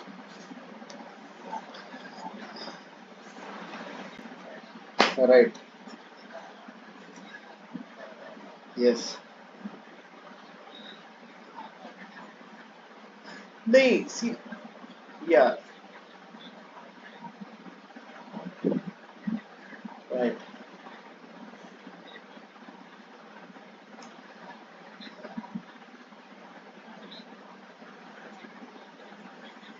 Right. No, actually, yeah, yeah. I can tell you the reason. Okay, I was in DPAM, Department of Investment and Public Asset Management for some time. Yeah. What? Yes. Mm.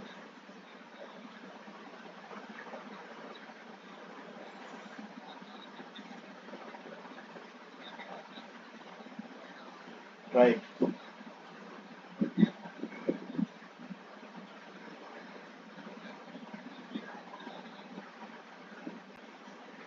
Right.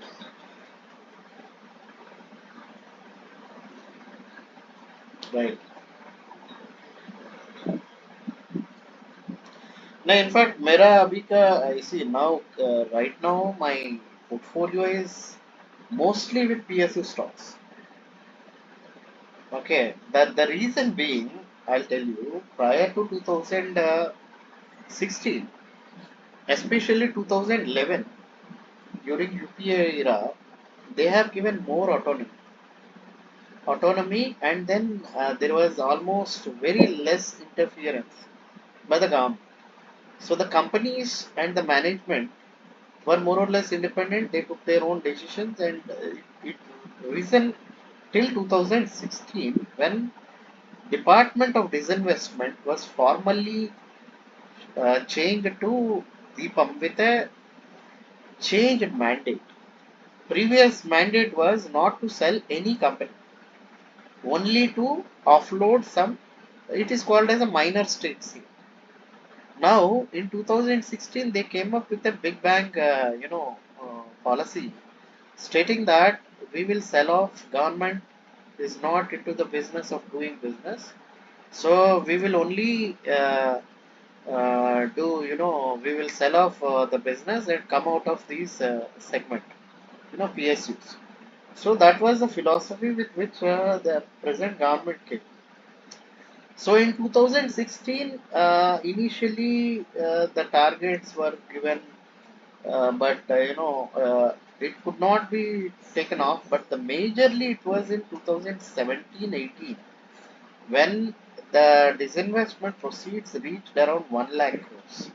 Okay, and then they started whatever the sale was only with the PSUs, but not private. No company could be sold except one, which is Air India. Air India is a company in which Tata has taken over with a lot of news and all that stuff, with controversies and all that. And there was one more which was also sold, which is called as Central Electronics. But however, because the company which has purchased is basically into financing and all that stuff, people that whatever disinvestment was cancelled. Okay, these are the only two private sector sell off. And then during that time, when I was between 2018 to 2020, the peak of disinvestment. So we were meeting the investors. Usually, investors are all institutional investors, be it FII or BIS. So FII naturally, obviously, you have to go to Bombay. Bombay, we met uh, you can say the guru. PSU guru is one gentleman by name Prashant Jain. Right now, initially he was with the HDFC. Right now, he has his own company. So that guy, उनका very very valid था उनका question यही है. When we went to offer some stake sale, I was at the time looking after two companies. एक हडको था, एक NBCC था, NLC पे गया था. NLC I was to some for some time I was involved with NLC also, Naiveli Lignite. तो उस समय पे गया तो what he was saying is he told very clearly, boss, we don't mind purchasing whatever the stake you sell, but you tell us very clearly how many times you are going to disinvest. Don't say that I'll only do this and then again you come up and then you sell it again. And this will lead to because they have all the investors whoever put money into it, they all ended up into around their capital got eroded by 50 or 56 percentage. That is in 2018 July 2018 I started. So then came there was a phase when their decision of SEBI, went to the mutual funds.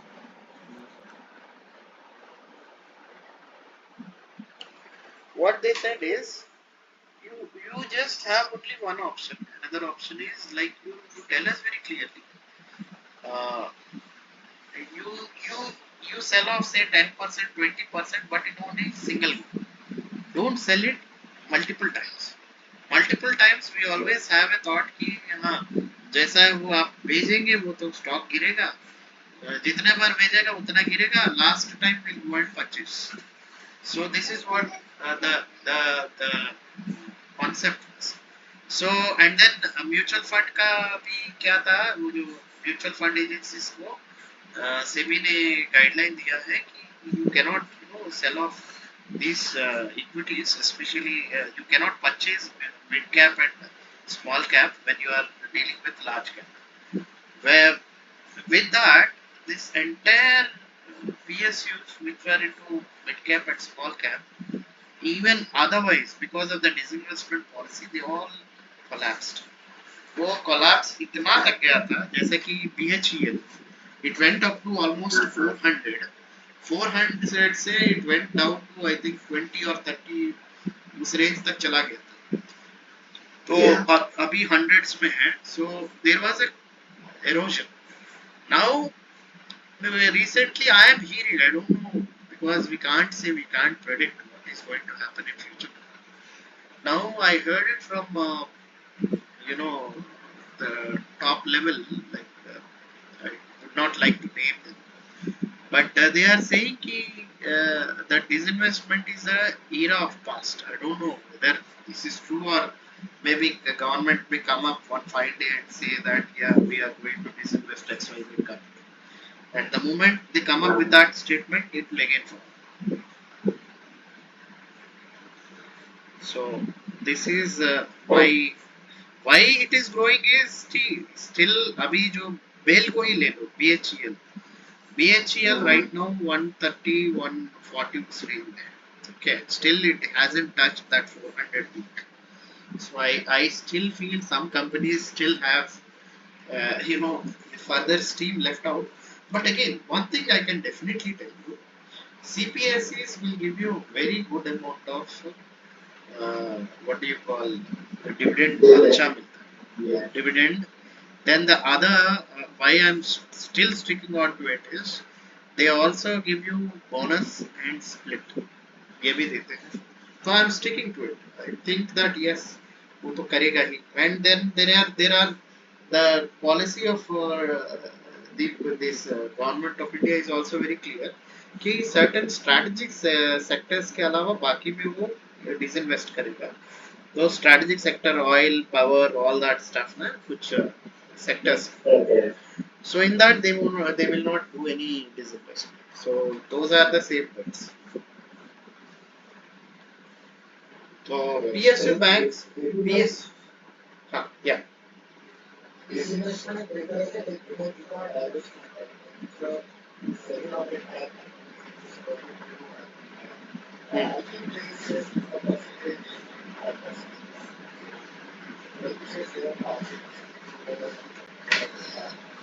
नहीं एक समय पे था या एक समय पे था at one stage that was the situation later they understood it is very difficult and इतना अभी आसान नहीं है वो सेल करना because we have seen that process ना it is very painful not many people are interested in it not many people so क्योंकि बड़ा कंपनीज को खरीदना है तो बड़ा लोग ही आना है there are very limited players who can purchase it so उतना ये भी होना चाहिए ना कि they have to have that much of wealth or income क्योंकि whenever there is a sale you have to pay in cash there is nothing called as a kind in disinvestment and government will not take equity and then go off.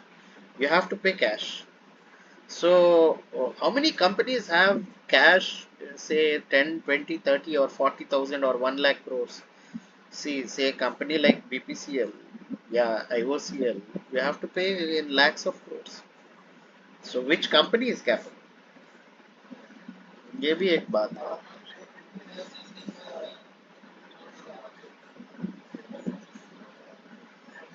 नहीं वो तो वो yes.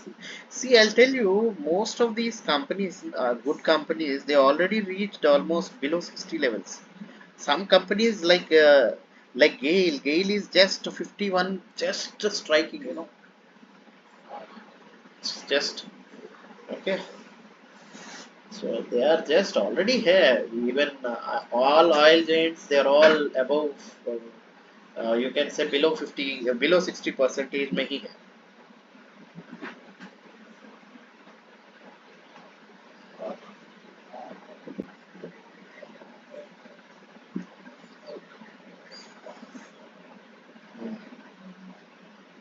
Right.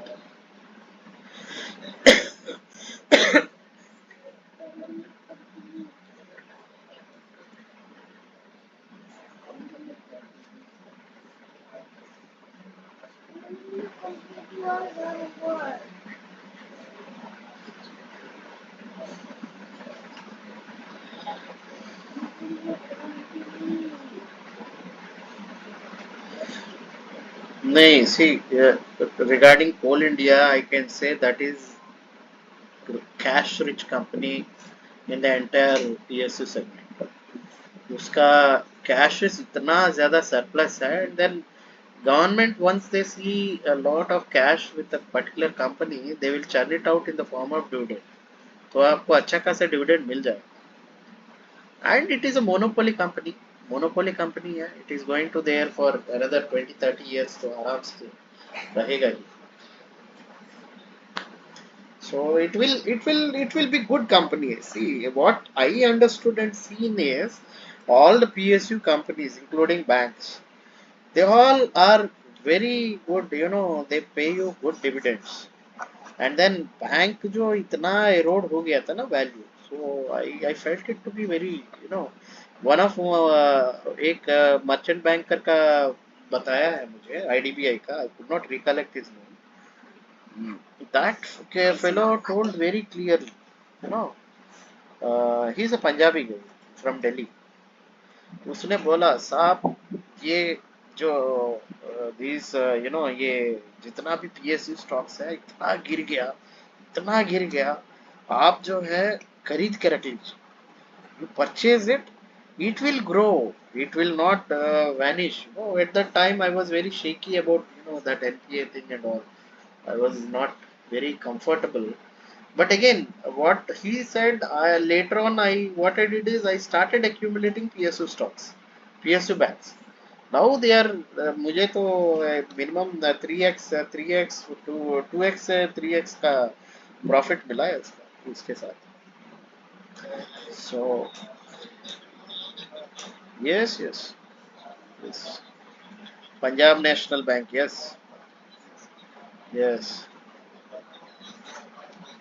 right, exactly.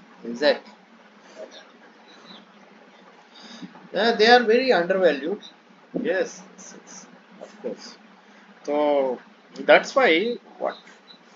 Yeah,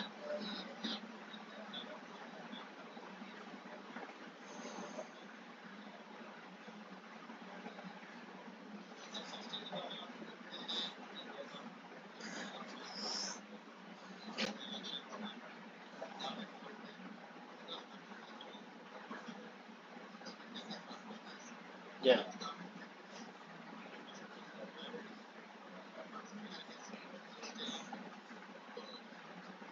Mm.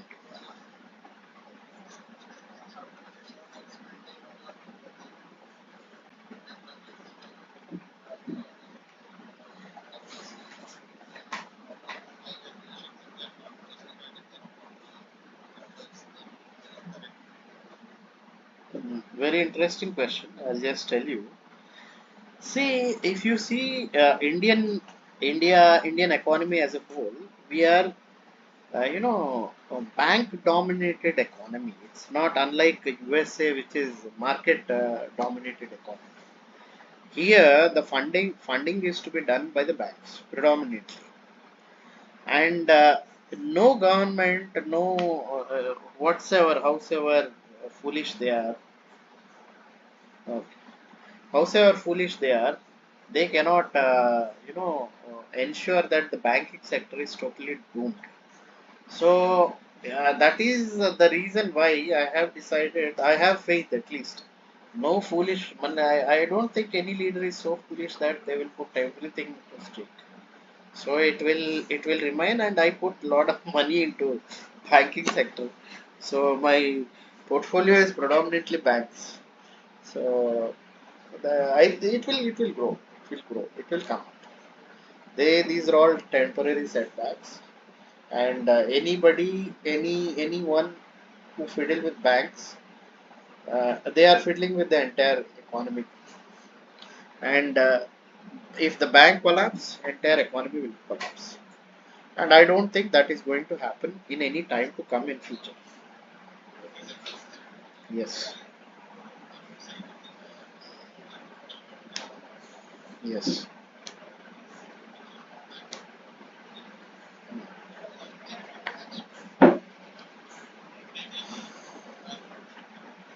They see. I'll tell you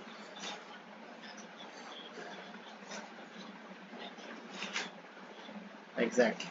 And the other thing also, bank, as if you see from the beginning, from our independence era, they have initially started, till 1969 until nationalization.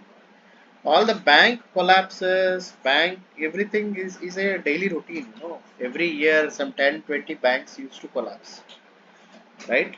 And also, you might have seen some 20, 30 years ago, prior to the control of RBI and especially on the NBFCs and cooperative banks, this was the order, right? Now, you hardly find such kind of events for the reason because RBI has become very, very tough and they are regulating very well.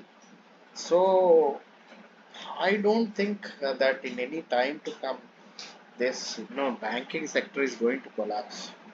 And at least we should have faith in our own, RBI and system. Yeah.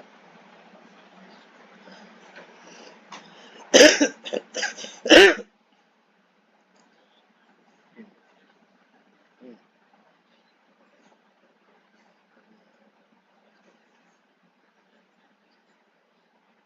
mm, mm.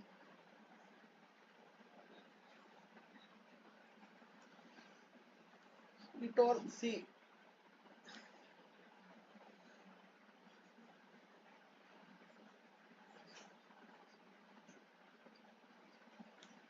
I still feel they are doing very well. If you see Reda, all those companies, they are generating good, very decent returns, very decent returns for their investments. You just see the kind of returns they are generating year by year. And again, whenever they generate surpluses, naturally government will plow back in terms of dividends. So that is where you will keep on getting it. It's a phase, it's a cycle. There will be good times, bad times. On an average, I still feel they give you decent returns.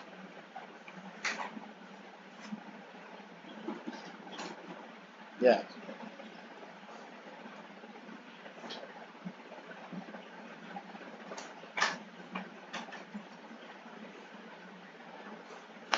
yeah, great, great.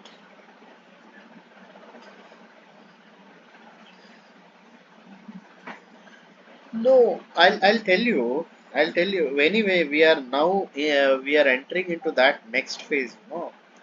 See, if you tend to stick for very long, okay, your growth will be much more. than you selling it off and then re-entry.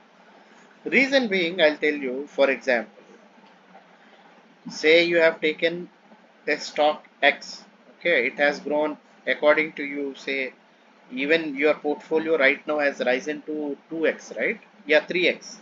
It's now 3x, right? 3x.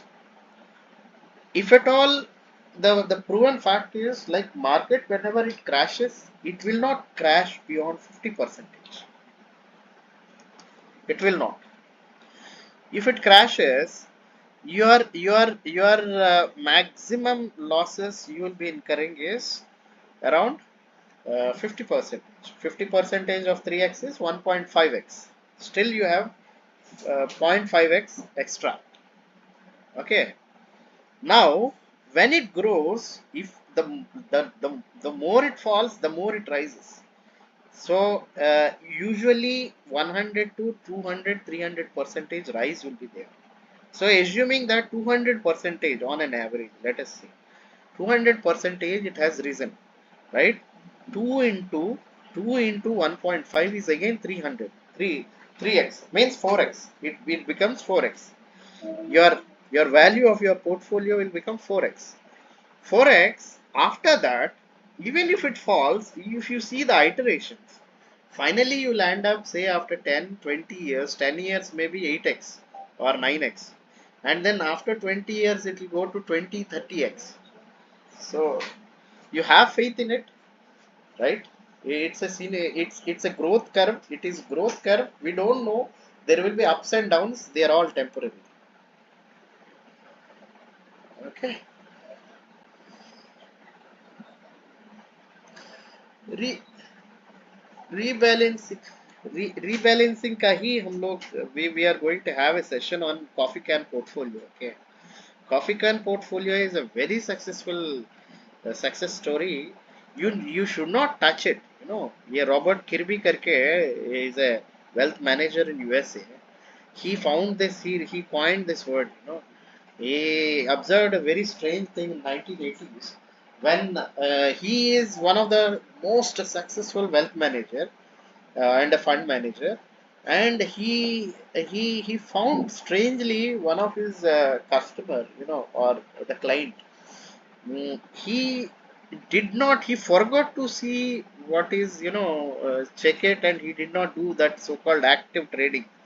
And then finally, after 10 years, when he saw his portfolio has grown multiplied by 7 or 8x, and then he went into deeper. He studied. He put forth a, you know, research paper.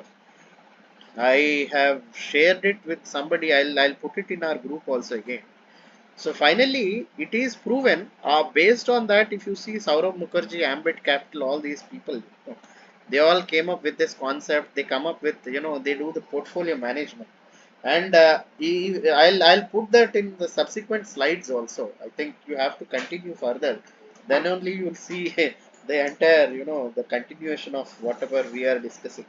So consistently, it is proven that all these coffee can portfolio they increased by minimum 19 percentage, and it goes up to sometimes in good years maybe 30 percentage.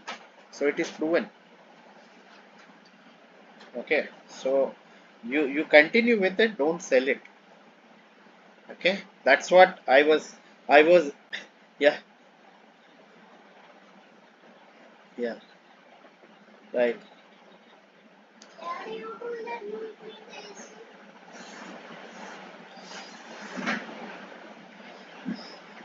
right. Mm, mm.